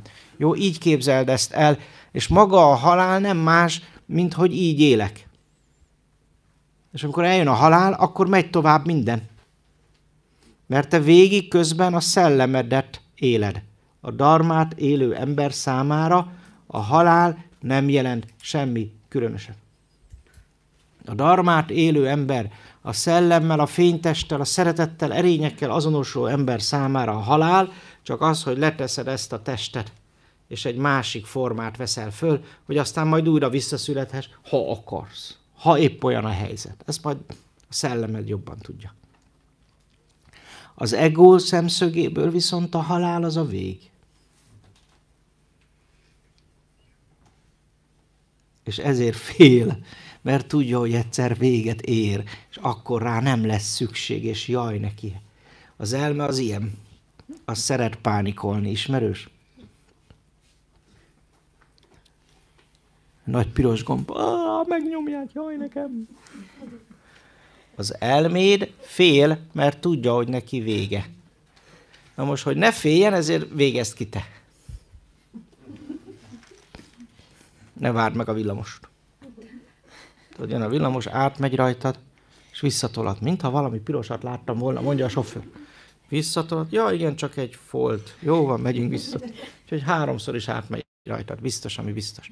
Most itt elhülyéskedünk rajtad, de gondold végig. Annak az egónak nem ilyen élmény volt. Mert ő elméje úgy fogta fel a világot, hogy gondolkodom, tehát vagyok. Cogito ergo sum. Így van latinul. Ez onnan azóta ezt éljük. Tehát a latin kultúra óta abban élünk, a materializmus kultúrájában. És cogito ergo sum. Ha gondolkodom, akkor vagyok. Ha megy az agyam, akkor vagyok. Az ego így működik, érted? És ha az egód lecsendesedik, tudatosan az elmédet lecsendesíted, akkor eleinte még olyankor is pánikol. Nem tudom, hogy megfigyeltétek esetleg, amikor már gyakoroljátok a belső csendet, néha az elején van ilyen, hogy Úristen, nem lélegzem. Jaj, mi van, mi történt? Vagy Úristen, nem gondolkodom. Jaj, baj van. Volt ilyen, hogy így megébredtetek hirtelen, és ilyen... Ja, az. Na, ez az ego, érted? Ez a cogito ergo sum. Nem gondolkodom, meghaltam. Úristen, meghaltam. Volt ilyen? Tök jó, ugye? És akkor legközelebb megint csinálod, és akkor megint csinálod, meg megint csinálod, és akkor mit tudom én, 10-20 ilyen meditáció után, meg otthoni belső csend gyakorlat után elkezd az elméd engedelmeskedni. Miért? Mert rájön, hogy nem is halt meg közben. Volt ilyen élményetek? Kinek volt? Nagyon jó, akkor ti már tudjátok, miről beszélek. Na így éli meg az ego a halált. És miből fog kirántani? A csendből. A halálból. Értitek ezt a ragaszkodást? Az ego azért ilyen, és azért fél a haláltól, mert nagyon is tisztában van vele, hogy ha ő rá nincs szükség, akkor nyek van. Akkor nincs ego. Ő pedig nagyon igyekszik bizonyítani. Tehát automatikusan a túlélésre van fókuszálva az elme. Azért van elménk, azért van gondolkodás, azért van tudatalatti, hogy mindenképpen túlélésre bírja a fizikai testedet. Ez a dolga. És mint ilyen teljesen rendben van. Aztán, amikor megtanulod a csendet, eleinte félelmetes az is. Hát ez olyan, mint a halál. Ő hamar ráébred, hoppá, ez nem biztos, hogy jó nekünk. ez a pont az, inkább így mondom, amitől sokan visszariadnak, és abba hagyják a csend gyakorlását az életbe. Ezért van az, hogy rengeteg a spirituális ember, iszony nagy spirituális egóval, olyan nagyjal, ha bemennek egy helyre, már nem lehet elférni se. Levegőt se veszel ebbe az országba, akkora spirituális egók meg mesterek vannak, de a csendet nem tanítják. Mert ők maguk és az egójukban megijednek a csendtől és a haláltól. És ezért nem beszélnek a halálról se. Értitek? Mert ők sem merik megélni azt, hogy lecsendesítik az elmét. Én azt merem mondani, hogy a spiritualitás útjára tévedő emberek 3/4 nem is tanulja meg soha a csendet, és ezért el is vannak az egóban akadva. Most itt élünk ebben a valóságban, és ha körbenézel az országba, és magadban nézel mélyen, rá fogsz jönni, hogy ez így van. A spirituális utat, az ezoterikus utat járó, a vallási utat járó emberek 3/4 soha nem ül bele a csendbe, nem marad meg abban a csendben, nem tanítja meg az elméjének, és nem tanulja meg végül is, hogy az élete semmi más, csak egy nagy csend kellene, hogy legyen. Tudom, hogy amit mi üzenünk, amit mi tanítunk, az rendhagyó. Ezt fölvállaltuk. Ezt tudjuk tisztán. Azt is tudjuk, hogy a spirituális embereknek a legzavaróbb az, amit tanítunk. Az ezoterikus embereknek a legzavaróbb, amit tanítunk. Mivel ők soha nem jutnak el a csendbe, nem mernek lemenni, mert visszahőkölnek, és nem veszik a fáradtságot, hogy naponta gyakorolják a csendet, hogy aztán rutinná váljon az elmében, és mivel nem jutnak el idáig, hogy az elme ezt fenntartások nélkül elfogadja, ezért ők azok, akik a legnehezebben fogadják, és minket a legtöbbször meg is ítélnek az üzenetünk miatt. De ők vannak elakadva, nem mi. Ezt is kimerem állítani, vagy mondani, mert tudom, hogy például azok a kultúrák, ahol ezt a csendet ismerik, fölfedezték és megélik, azok már több 10 000 éve ezt tanítják. Értitek? Azt is tudom, hogy a kereszténység előtti magyar ebben élt. A sámányaink ezt élték. Ebbe segítették be a táltosainkat is, a táltosaink pedig a lakosságot is. Ez volt a magyarságnak a valóságtudata. Ezt értitek? Nem a spiritualitást kéne hajtani, mint ahogy sokan teszik. És abban megrekedni, és jön létre a spirituális ego, ami marha sok sémát tud a spiritualitásról, de igazából nem azonosul a szellemmel, a fénytesttel, értitek? Mert nem éli tartósan a csendjét. Amit mi üzenünk, az teljesen más. Mindig hívnak, hogy álljak be ilyen mozgalmakba, meg álljak be ilyen tanítási körökbe, most is van egy, ami a neten most terjed, hogy miért nem megyek én is oda tanítani. Azért, mert én más tanítok. Szoktam mondani. És ha én beállok egy-egy ilyen mozgalomba, akkor meg nem fogják tudni, hogy miről van szó. Összekeverik. És onnantól kezdve bekerülünk egy katujába, végünk. Nem megy át az üzenet, tudod? Mi ezért vagyunk egy kicsit ilyen szabadúszó. Buddha is szabadúszó volt, meg Jézus is. Nehogy azt hitt, hogy bármelyik egyházat alapított. Akinek van igazi üzenete, az nem alapít semmit. Az csak elmondja a magáét, majd meghallgatják, vagy nem. Tök jó. Aki meghallgatja, boldog lesz. Aki meghallgatja, annak már nincs félelme a haláltól, mert uralja azt. Érted, amit mondok? Uralja azt. Még azt is el fogod dönteni, hogy mikor és hogyan akarsz elmenni. Azt is tudni fogod, hogy mikor lesz ideje. Viszont aki meg nem tanulja meg, az meg magára vessen, az ő élménye. Én megadtam a lehetőséget, és mindig megadom a lehetőséget mindenkinek. Mert ilyen az élet, így kéne, hogy működjön. Itt sajnos a többség azért nem beszél a halálról se. Mert ő maga se tudja megélni a kis halált, a csendet. Értitek? Aki meg tudja élni a csendet, aki élvezi azt. Aki kitágul abban, aki kitágul és látja a múltat és a jövőt, akinek megnyílik minden, vagy egyszerűen csak úgy föloldódik abban a csendben, a végtelenben, ő maga is végtelen semmivé válva, az nem fél a haláltól, az várja azt, mert olyan nagy élmény. Mi, amikor nekiállunk belső csendet élni, azt már így tudjuk, a gyakorlat, az órákig tart, nem percekig, meg fél órán. Órákig. És tudjuk, hogy akkor nem zavarjuk. Van, hogy egész nap. Hát persze, amikor van időnk, egész nap is. Abba vagyunk, és pont.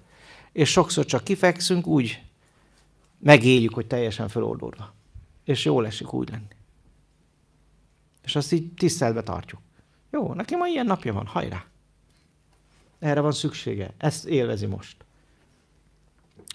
Így kéne élni ezt. Merni megélni ezt így. És van olyan, hogy visszajövök belőle, és eltelik 3 óra, vagy eltelik egy fél nap, és nem érdekel, hogy eltelt fél nap. Tök jó. Most ennek volt ideje.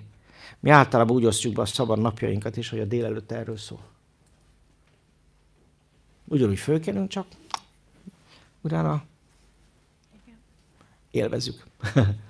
Jó? Tehát ezt próbáld meg te is így megélni, hogy nem szabsz időhatárt se annak, hogy megéred a csendet. Ahogy jön, majd lesz. Vagy ugyanígy aludj el, mi így alszunk el. Tehát erre is odafigyelünk. Este lefekszem, lecsendesen, hogy jó, van, hogy már azonnal horpasztok. De tudod, aki békességben fekszik le, az azonnal el tud aludni. Érted? Az azonnal el tud aludni. Aki aggodalmakkal, félelmekkel, lezáratlan dolgokkal, indulatokkal, az meg nem tud elaludni. Sőt, keserű szájízzel ébred is. De hogy szoktál? Milyen a szádíz, amikor ébredsz? Megfigyelted már? Ha keserű, akkor ott valamit nem sikerült jól rendezni. Tessék komolyan átnézni. A karma íze az keserű. Gyógyszert kíván. A dharma íze az egy kicsit édeskés. Az kellemes. Hogy ébredsz reggel? Gondold végig. Mert ez is a halál témájához tartozik. Akármilyen furcsa. Mert a halál semmi más, mint a vikarma. Hogyan éltem, összegzem. Ha jól éltem, ha tudatosan éltem, ha szeretetben éltem, akkor az egy szeretetélmény lesz, egy magasztos, felemelő élmény, ami még a környezetem számára is szeretetet tanít. Értitek ezt? Nem gyászt, szeretetet. És nem hiányt fogok hagyni, hanem szeretetet fogok hagyni. Nem háborút fogok hagyni, meg viaskodás, hanem szeretetet fogok hagyni. Nem örökösödési pereket, meg vitákat, hanem szeretetet fogok hagyni. Az ego számára persze ez érthetetlen, mert az ego az az elmével, a gondolatokkal azonosítja magát. A hamis ego, amikor az elmédben nem tudod, hogy ki vagy, mi vagy, és nem élted meg, nem tapasztalat azt napi szinten. Akkor hamis lesz az én képed, és létrejön az ego jelensége. Ha napi szinten éled a csendet, ha napi szinten éled a dharmádat, hogy átadod magad a szellem akaratának és irányának, az intuíciónak, akkor nem csak, hogy békesség meg boldogság lesz benned, de akkor a halál és az élet közt sincs semmi különbség. Nem tudom, érted a lényeget? És amit hagysz magad után, az ez.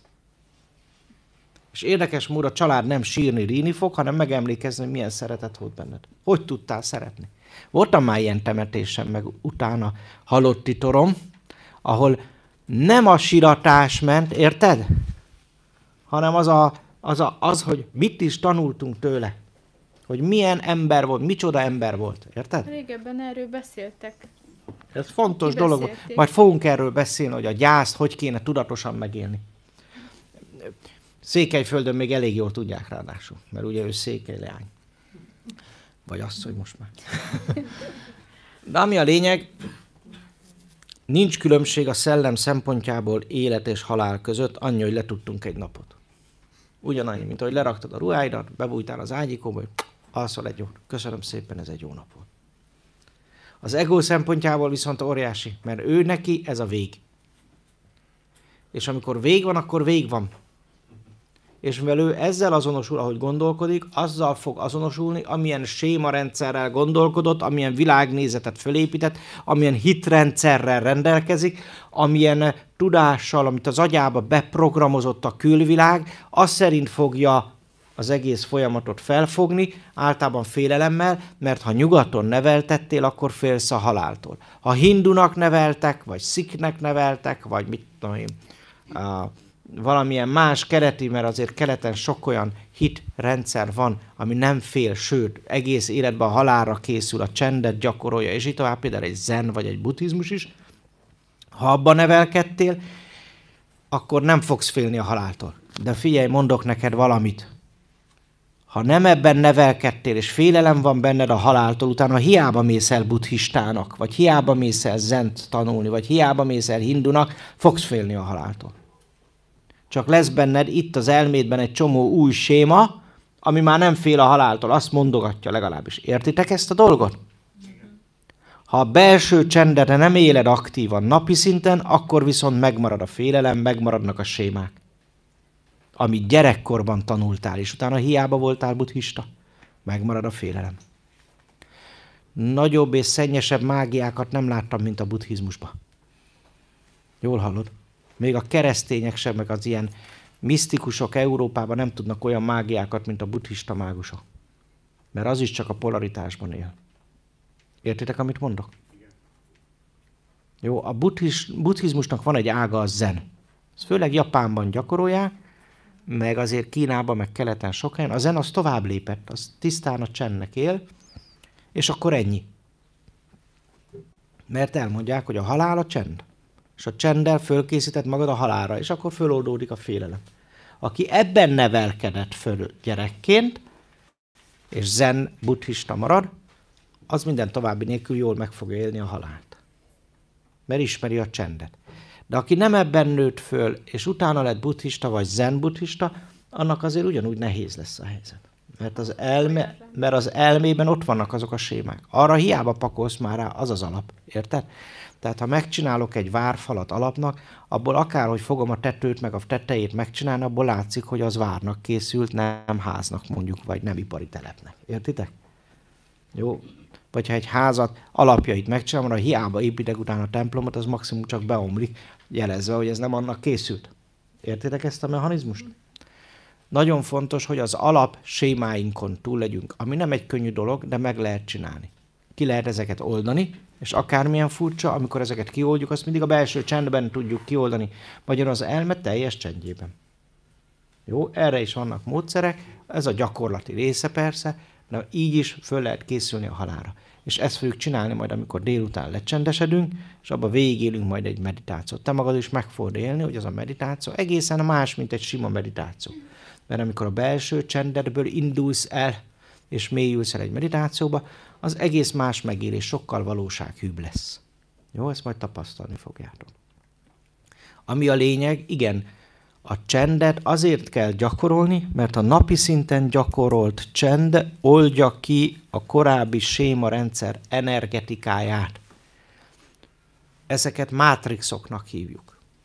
Tehát az ember életében többféle mátrix van. Van egy születési mátrix, akkor a gyerekkori mátrix, nagygyerekkori mátrix, tinédzserkori mátrix, és így tovább. Tehát több rétegen az ember élete során épülnek föl ezek az energetikai mátrixok, amik az ő saját világnézete, hitrendszere, a tanultak és a megközelítéseknek, hogy mit hogyan kell lereagálni, mihez hogyan kell viszonyulnom, ezekből az információkból áll össze az a mátrix halmaz, vagy nagyon szép rendszer, ami energetikájában aztán az elméd működik. Jó, és ezt nagy részét ráadásul édesanyától kapod, ezt megváltoztatni nagyon-nagyon sok csenden múlik. Jó, ezért mondjuk azt, hogy gyakorolni, gyakorolni, gyakorolni. Zaņimatsias, kazal lenyin. Ismerős? Gyakorolni, gyakorolni, gyakorolni. Aki gyakorol, annak az életébe a csend megvalósul, és ahogy gyakorlod éveken át, 1-2 éven át, 7 éven belül max el fogsz oda jutni, ha kitartó vagy, max 7 év kell, több biztos nem, hogy az életed onnantól kezdve egyetlen egy összefüggő csend legyen. Egyetlen egy összefüggő csend legyen. Amikor oda eljutsz, akkor vagy független, akkor vagy szabad. Akkor lesz erőd, lesz hatalmad a saját életed, és még a halálod fölött is. Értitek? Jó, ez lenne a tudatos ember, és a halál tudatossága. Az ego ide nem tud eljutni. Az elméd ide nem tud eljutni. Az elméd annyit tud csinálni, hogy félrelép, félreáll. Azt mondja, oké, átadom a terepet. Átadom a terepet. És amikor ez a döntés megszületik az elmédbe, és ez a döntés az, amihez kell pár év gyakorlás, nem áltatlak. Jó, vannak, akiknek azonnal sikerül, mert mondjuk volt már egy előző életed, amiben ez sikerült, akkor azonnal megcsinálja az elmét. Tehát mondjuk 1000 hallgatóból egy. Eljön egy ilyen befele figyelése, ja, ez az, amit kerestem, köszi. És onnantól kezdve tudja. Ez, mondom, 1000 hallgatóból egy volt. A gyakoribb eset az, hogy gyakorol, és ki mennyi idő alatt, de átmegy ezen a folyamaton, hogy az elme elfogadja, hogy oké, akkor én most félreállok, és akkor én a csendet szolgálom. És a csendben az elme szolgálata annyi lesz, hogy majd tudatosítja, megfogalmazza, amiket tapasztal, amiket érzékel, amiket lát. És amit megfogalmaz, azt ugyanazzal az elmével fogja megcsinálni, mivel eddig agyalt, csak most agyalás nélkül, semleges külső szemlélőként önt szavakba fogalmaz meg, magyarul egy szóval tudatosít mindent, ami történik vele. Ez a cél. Így kéne használni az elmét, és akkor győztes leszel. És ebben az elmében nem lesznek félelmek. Mert ha valamit nem ért, nem ismer, nem félelemmel fogja reagálni, hanem tanulni fog, vizsgálni fog, átadja magát az intuíciónak, a képességnek, és lehozza azt az információt, vagy bevonza azt az információt, ami kell ahhoz, hogy ne legyen benne félelem. Mert az elme így működik. Csak attól fél, amit nem ismer, vagy amiről tud, hogy nem ismeri, hogy mi lesz utána, hisz még sose élte meg az elmét, és elmondom, csak egyszer fogja megélni. Tehát utána már nem fogja megfogalmazni, hogy na mi is történt, de ez már nem is az ő élménye. Értsétek meg, hogy a halál nem az elméd élménye. A halál nem a lelked élménye. A halál nem a testedé, nem a tudatod, mert az mind csak eszköz, az mind csak anyag. Olyan anyag, mint ez a papír, vagy az akármi, ami utána visszamegy a földbe, és elomlik, szétomlik, föloldódik, nem lesz többet. Eddig is a föld része volt. Gondold végig, hogy minden anyag, ami a testedben van, azt a föld golyób is adta. Földanya. Mindent a földanya adott. Amit a földanya ad, azt az ő saját testéből tudja csak adni. Még a műanyagot is pedig néztek, de azt is. Csak egy kicsit nehezebben bomlik le. De az is lebomlik hosszú-hosszú távlatok alatt. Meg a fém is, minden. Minden, ami most neked olyan drága, és sokabba került, és olyan húra büszke vagy rá, az is. Minden. Ez benne a csoda. A földanya így működik. Ő neki az az élete, hogy másoknak életet ad. Az anyag szintjén. És az a csoda, hogy ez az anyag tud működni magától is. El tud vegetálni. Például a kataton állapot, vagy a vegetálás az olyan, hogy vagy akár egy kóma, hogy nincs is ott a szellem már. Mégis a test életben tartható, vagy el tud élni akármeddig, amíg etetik. Értitek ezt? Tehát ilyen csodálatos. A földanya nagyon nagy tudással bír, és nagyon nagy szeretettel, hogy ezt odaadja hozzá mindent. Amit megeszel, megiszol, azt is mind ő adja. A növényeket is, és az állatokat is ő adja. Nem attól leszel jobb, vagy több, vagy bölcsebb, vagy szellemebb, vagy szellemiesebb, vagy nem is tudom, tudatosabb, hogy most húsevő vagy növényevő, mert mindegyiket a földanya adta. És úgy lett megteremtve minden, még az ember is, hogy bármit meg tudjon enni, ne kelljen soha élveznie. A sivatagban nem tudsz vega lenni. Oké? De egy lakatlan szigeten biztos vega leszel. Nem tudom, érted-e? Jó, tehát a világ úgy van megteremtve, hogy minket anyagilag, mint anyagot, a Föld golyó, a Föld anya, a Föld golyó is, ami gyönyörű bolygónk, az minden szinten ki tudjon bárhol a világon szolgálni. Még a tengeren is, mert belenyúlsz, az kiveszel egy halacskán. Ott se tudsz vega lenni. Habár ott vannak ilyen mosszatok néha, de azért nem borítják a teljes tengerszintet. Gondold végig, egy önellátó rendszer a tested, amit használ a szellemed. És a szellemed azért használja, hogy szeretni tudjon megtanulni minél jobban. Hogy megoszthassa a szeretetet, mert ő szeretetből van, és annyira tágul, és tágul, és tágul, és tágul, és tágul, és tágul a szeretetből, hogy már nagyon meg kell osztani. Már nagyon muszáj. Ismered azt az érzést, nem? Te is. És gyorsan meg kell osztani. Kivel tudom megosztani? Hát teremtek valakit, akivel megosztom. Ha már nagyon sok a szellemben a szeretet, akkor meg több testet is teremt. Például az ikrek is egy szellem. Az egypetéjű ikrek. Egy szellem, 2, 3, 4 vagy akárhány testbe. És vannak szellemek, akik nem ikrekben, de nagyon sok szellemben vannak. Tehát olyan szellemek, akik nagyon sok testben vannak egyszerre jelen. Képzeljétek el? Vannak szellemek, akik nagyon sok testben vannak jelen, maximum 100-ban is jelen lehet egyszerre. És ezek az emberek tudat alatt mindent tudnak egymásról, minden képességét tudják a többieknek, minden történését, tapasztalását tudják a többieknek. És más csinálnak, mindegyik. Mert sok hobbija van a szellemnek, ahhoz sok test kell. Ezért is vagyunk ennyien a Földön, mert egyre többen születnek így le. Nagyon sokan vannak 4 vagy 5 testbe, és van az extremitás az, hogy egészen ilyen több 10 tucat, vagy maximum 100. Jó, tehát ilyen érdekes dolgok vannak. Nem egészen 100, hanem 98, de mindegy. Szóval, hogy ilyen érdekesség van. A klónozás 98 lépést tud, utána nem tud többet. Jó, tehát ezek ilyen érdekes dolgok, nem megyek ebbe jobban bele. Viszont a szellem számára ez csak egy játék, egy élmény, mint neked a ruhád, neki olyan az ego. És az a tanulság ebből nekünk most az ego szemszögéből nézve, hogy az az ember nem fél a haláltól, annak az embernek lesz az élet természetes része a halál, és egyébként a halál nem más, mint a teljes elfogadás, erre majd a szünet után beszélek. Tehát annak az embernek lesz része az életének a teljes elengedés és a halál, aki ebben a tudatosságban élte le az életét. Tehát amikor az egód, a gondolataid, az elméd, a hitvilágod, az erről szól, hogy én átengedem magam a csendben, a szellem döntésének, amit az intuícióval vagy a képességekkel, ő folyamatosan akar kommunikálni.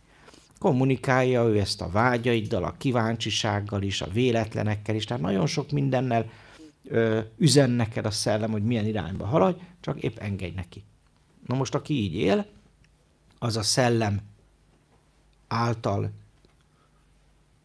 úgymond megvalósult dharma életét fogja élni, és a dharmát élő ego, az egészséges, az jókedélyű, az vidám, derűs, tele van örömmel, élvezi az életét, szeretettel éli az életét, magát is szereti, elfogadja, és másokat is el tud fogadni és szeretni.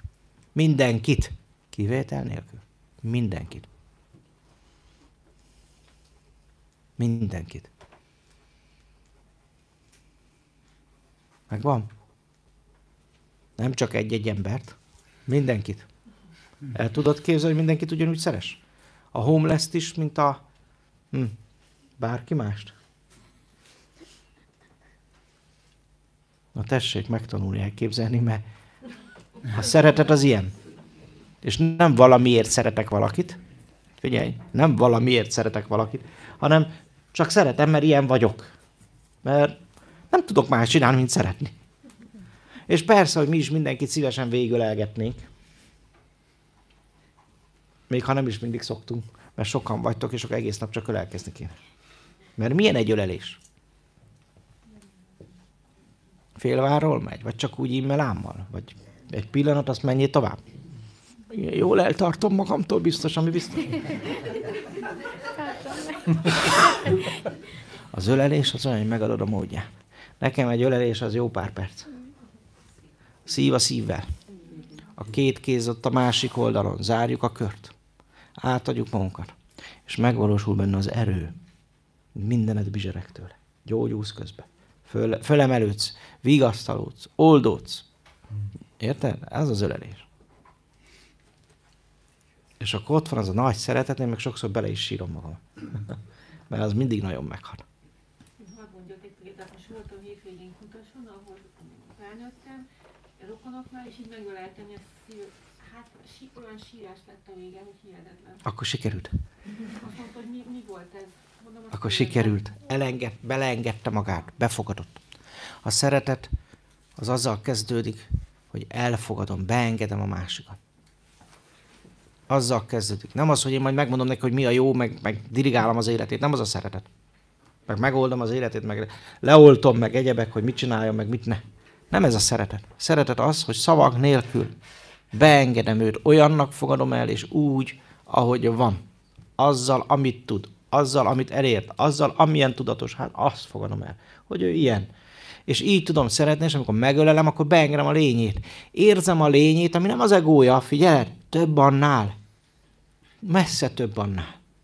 Mert a lényében ott van a szelleme is, a végtelenje, az előző életei, a jövő életei, minden, amit valaha megélt, minden. És azt nem lehet nem szeretni. Nem lehet az emberekre haragudni, tudod? Nem lehet. Tudatlansággal mindig fogsz találkozni. Mi is találkozunk. Olyan szinten, hogy a fejemet fogom, hogy mondhat ekkora hülyeséget. De tudod, úgy vagyok vele, hogy már nem fogok vitatkozni. Minek? Nincs értelme. Ő azon a tudatos szinten idáig jutott el. Majd fejlődik tovább. Attól még meg tudom ölelni, meg szeretni. Elfogadni olyannak, amilyen. És annélkül, hogy minden áron ki akarnám emelni a hülyeségéből, mert tudom, hogy a falnak rohan. Érted? Vagy maga alatt vágja a fejszét.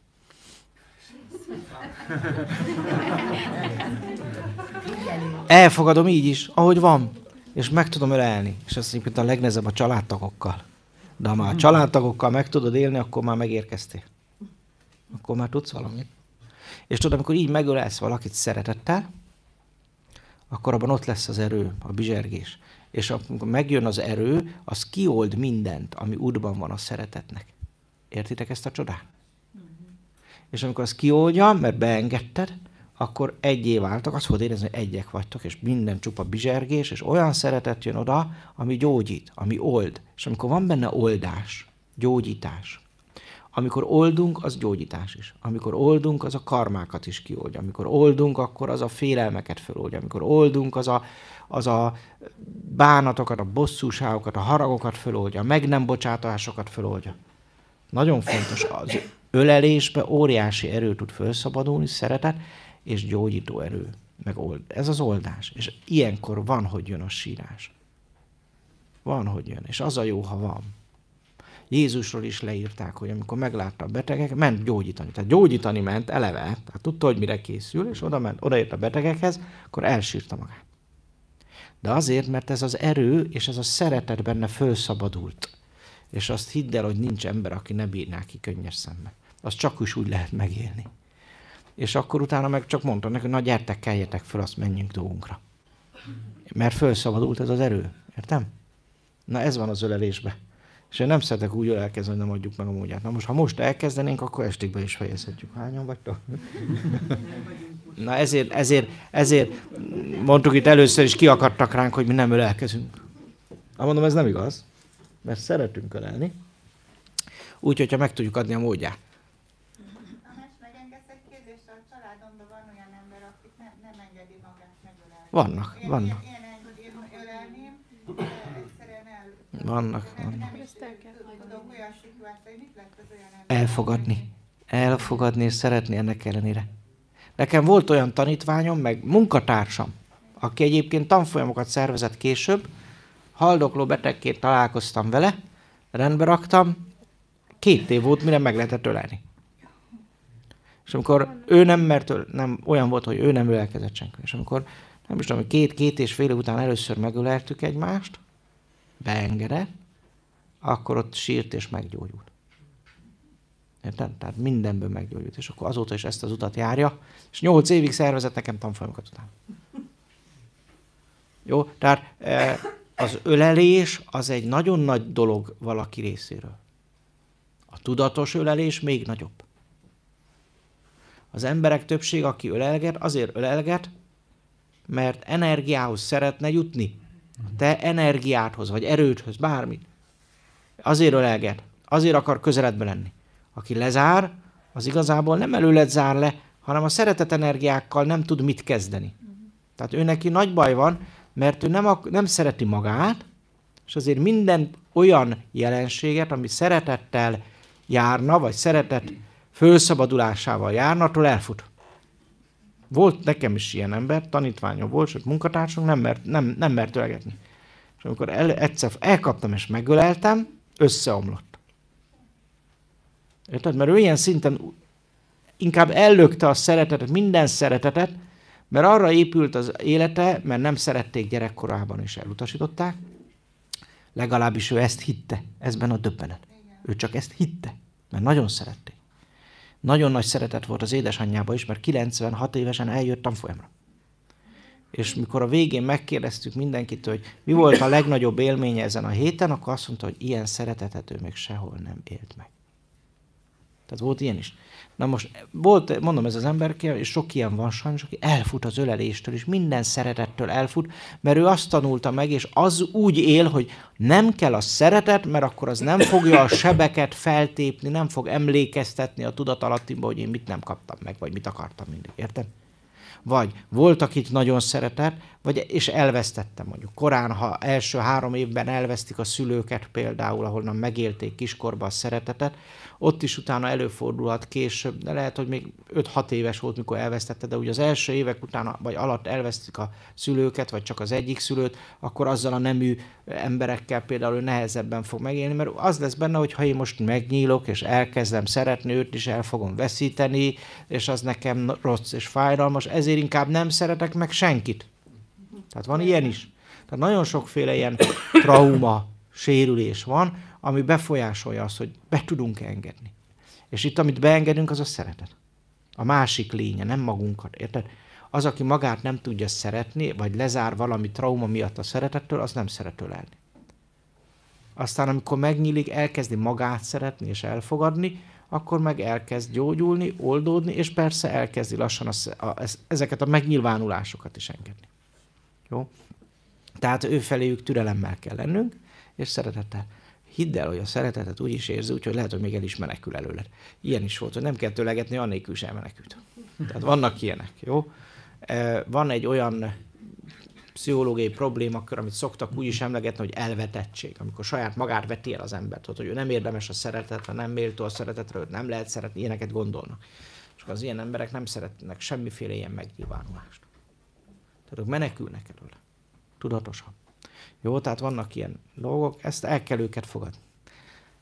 Ha te szeretettel beszélsz vele, ha szeretettel figyelsz rá, meghallgatod. Mivel kezdődik a szeretet? Mint mondtam az előbb? Mivel kezdődik a szeretet? Befogadás, hogy befogadom őt. Hogyan tudok befogadni valakit? Hát, hogy hagyom, hogy csinálja azt, meg legyen olyan, amilyen. Oké? Illetve nyitott vagyok felé. Meghallgatom. Hagyom, hogy beszéljen. A legjobban úgy tudsz valakit megnyitni a szeretet felé, ha te úgy szereted, hogy hagyod, hogy beszéljen. Ha ő nem akar ölelni, hát akkor beszélgess vele, de úgy, hogy ő beszéljen. Hagyd beszélni. És figyelj rá. Érted? És amikor ő látja, hogy te figyelsz rá, emlékszel legközelebb is, hogy miről beszélgettetek, meg esetleg kérdezel is tőle, akkor ő elkezd lassan megnyílni.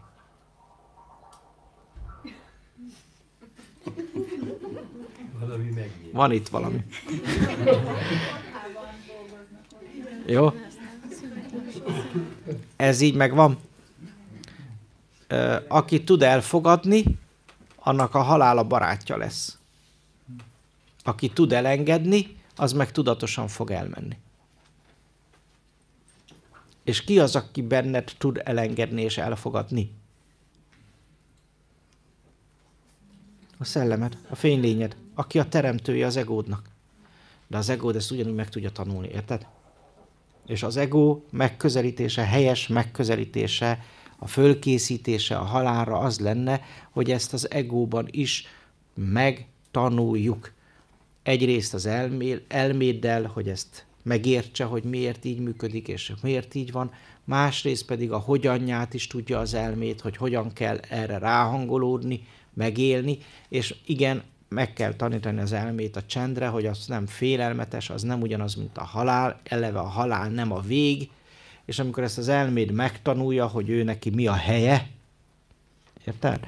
Amikor az elméd megtanulta, akkor csendben lesz, gyakorolja a halált. Érthető? A halál nem az élet vége, hanem szervesen az élet része. Mert nem más a halál, mint a teljes csend.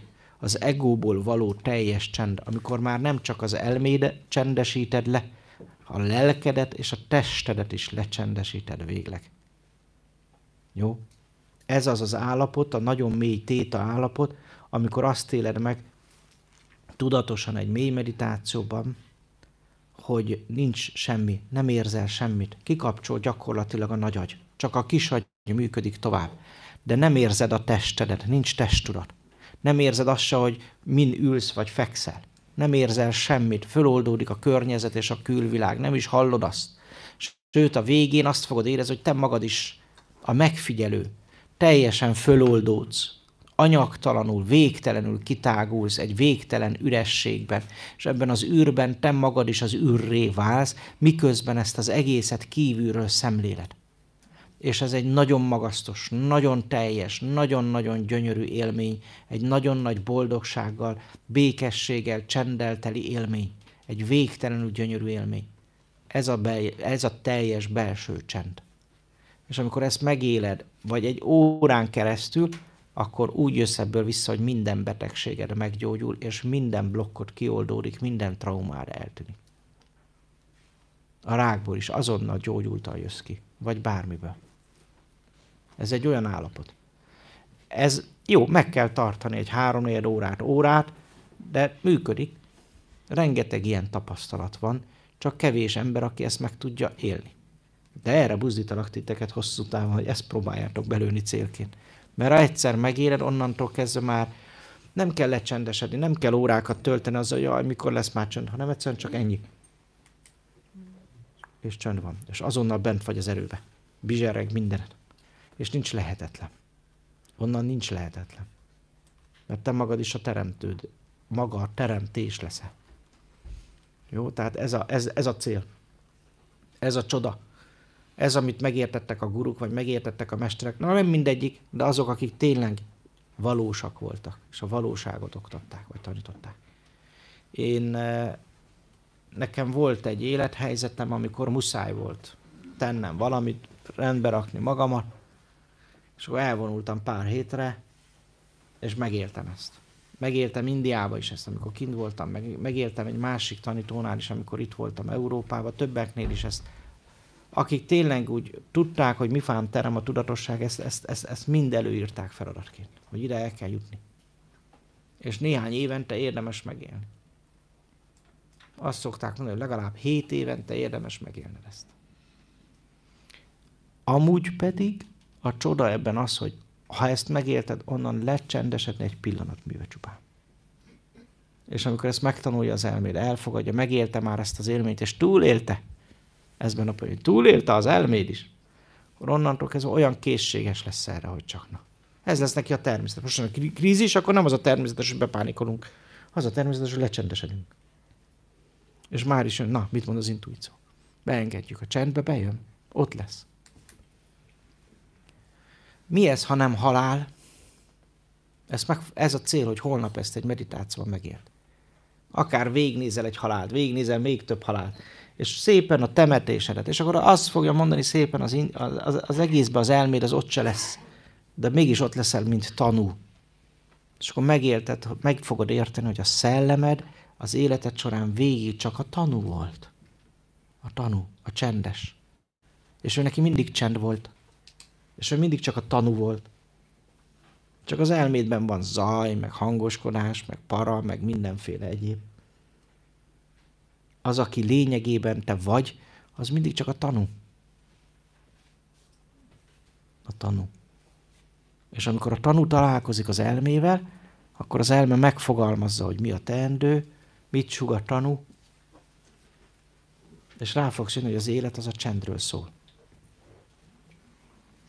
Néha mondják, hogy néhány helyen milyen hosszú életű emberek vannak. Még itt Magyarországon is vannak azért 100 éves, meg azt túlépő emberek. Nehogy azt hitt, hogy csak Kínába, a hegyekbe. Minden olyan helyen, ahol csend van, természet van, és az ember csendben él, ott van hosszú élet.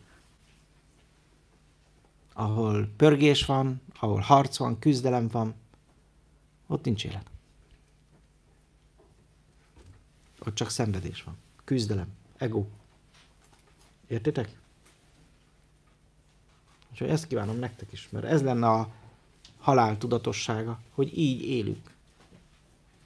Nem a halálban kell már tudatosnak lenni, mert ott úgyis már csak a szellemed lesz, ő pedig alapban tudatos. És éli az erényeket. Hanem az egóban most kell tudatosnak lenni. Csendesnek, szeretetteljesnek, erényeket élő embernek. Nem a életet kell a halált legyőzve tovább vinni. Értitek? Hanem a halál tudatosságát kell behozni az életbe. Mert akkor fogod uralni a halált is, és uralni az életedet is. Nincs ilyen, hogy élet vagy halál. Olyan, hogy élet és halál. Vagy halál és élet.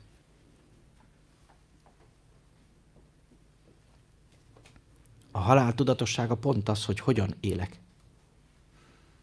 Hogy ezt tudom, ezzel képben vagyok, és élem a csendet, beengedem az erényeket, és az intuíció vezeti az életemet.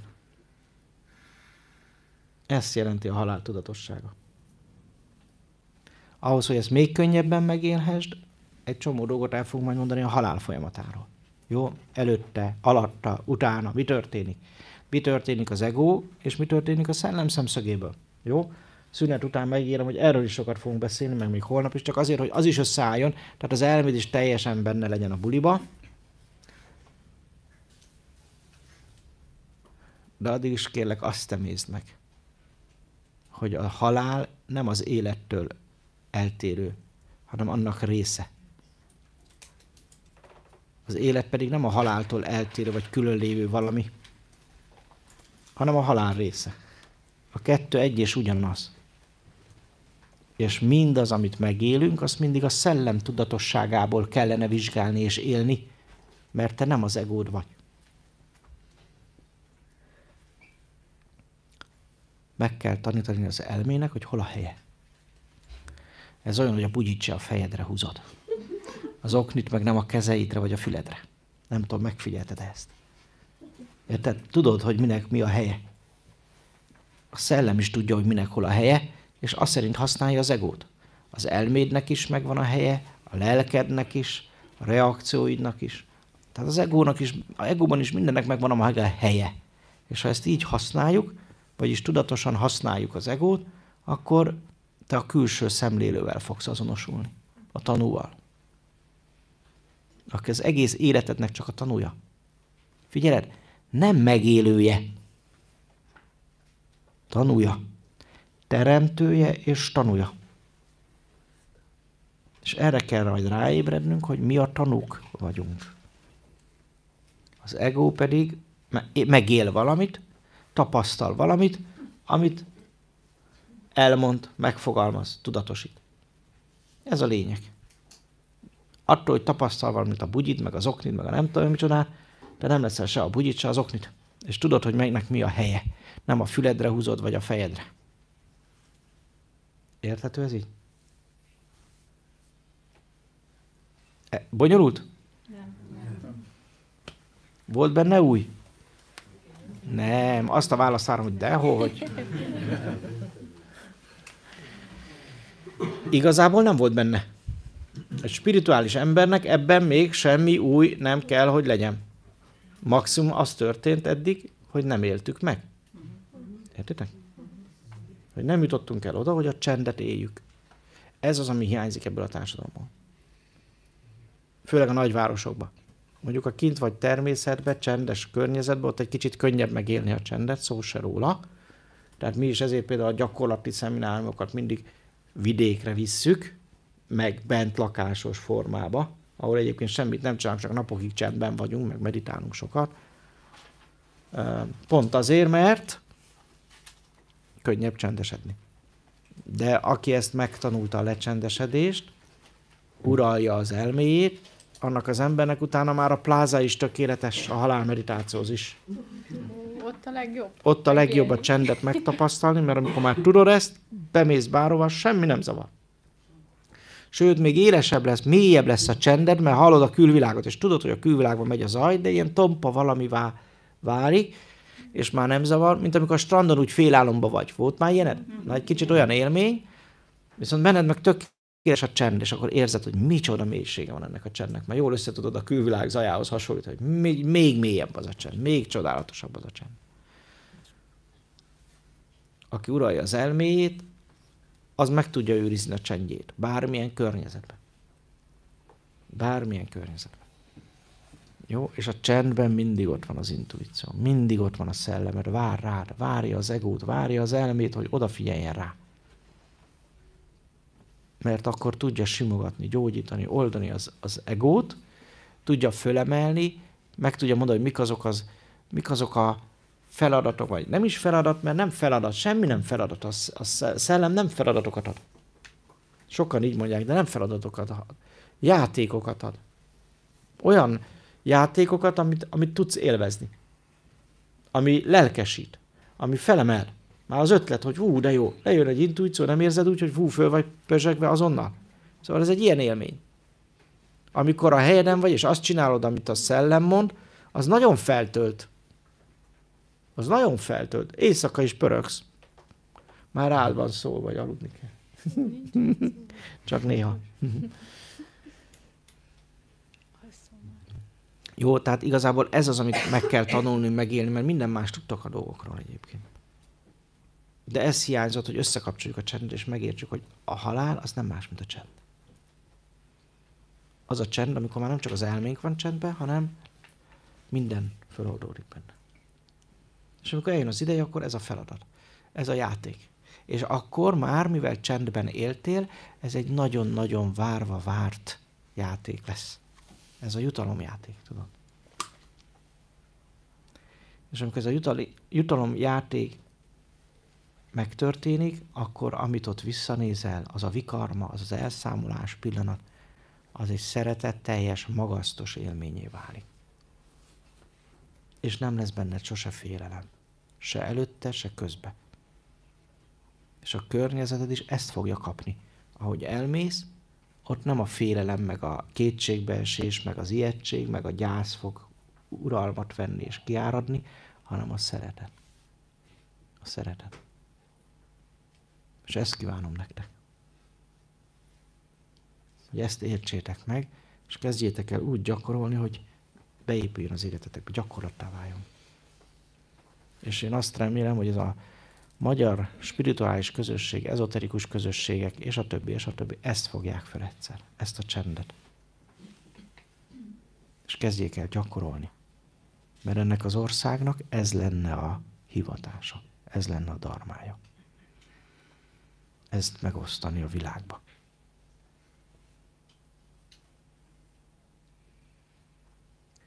Köszönöm.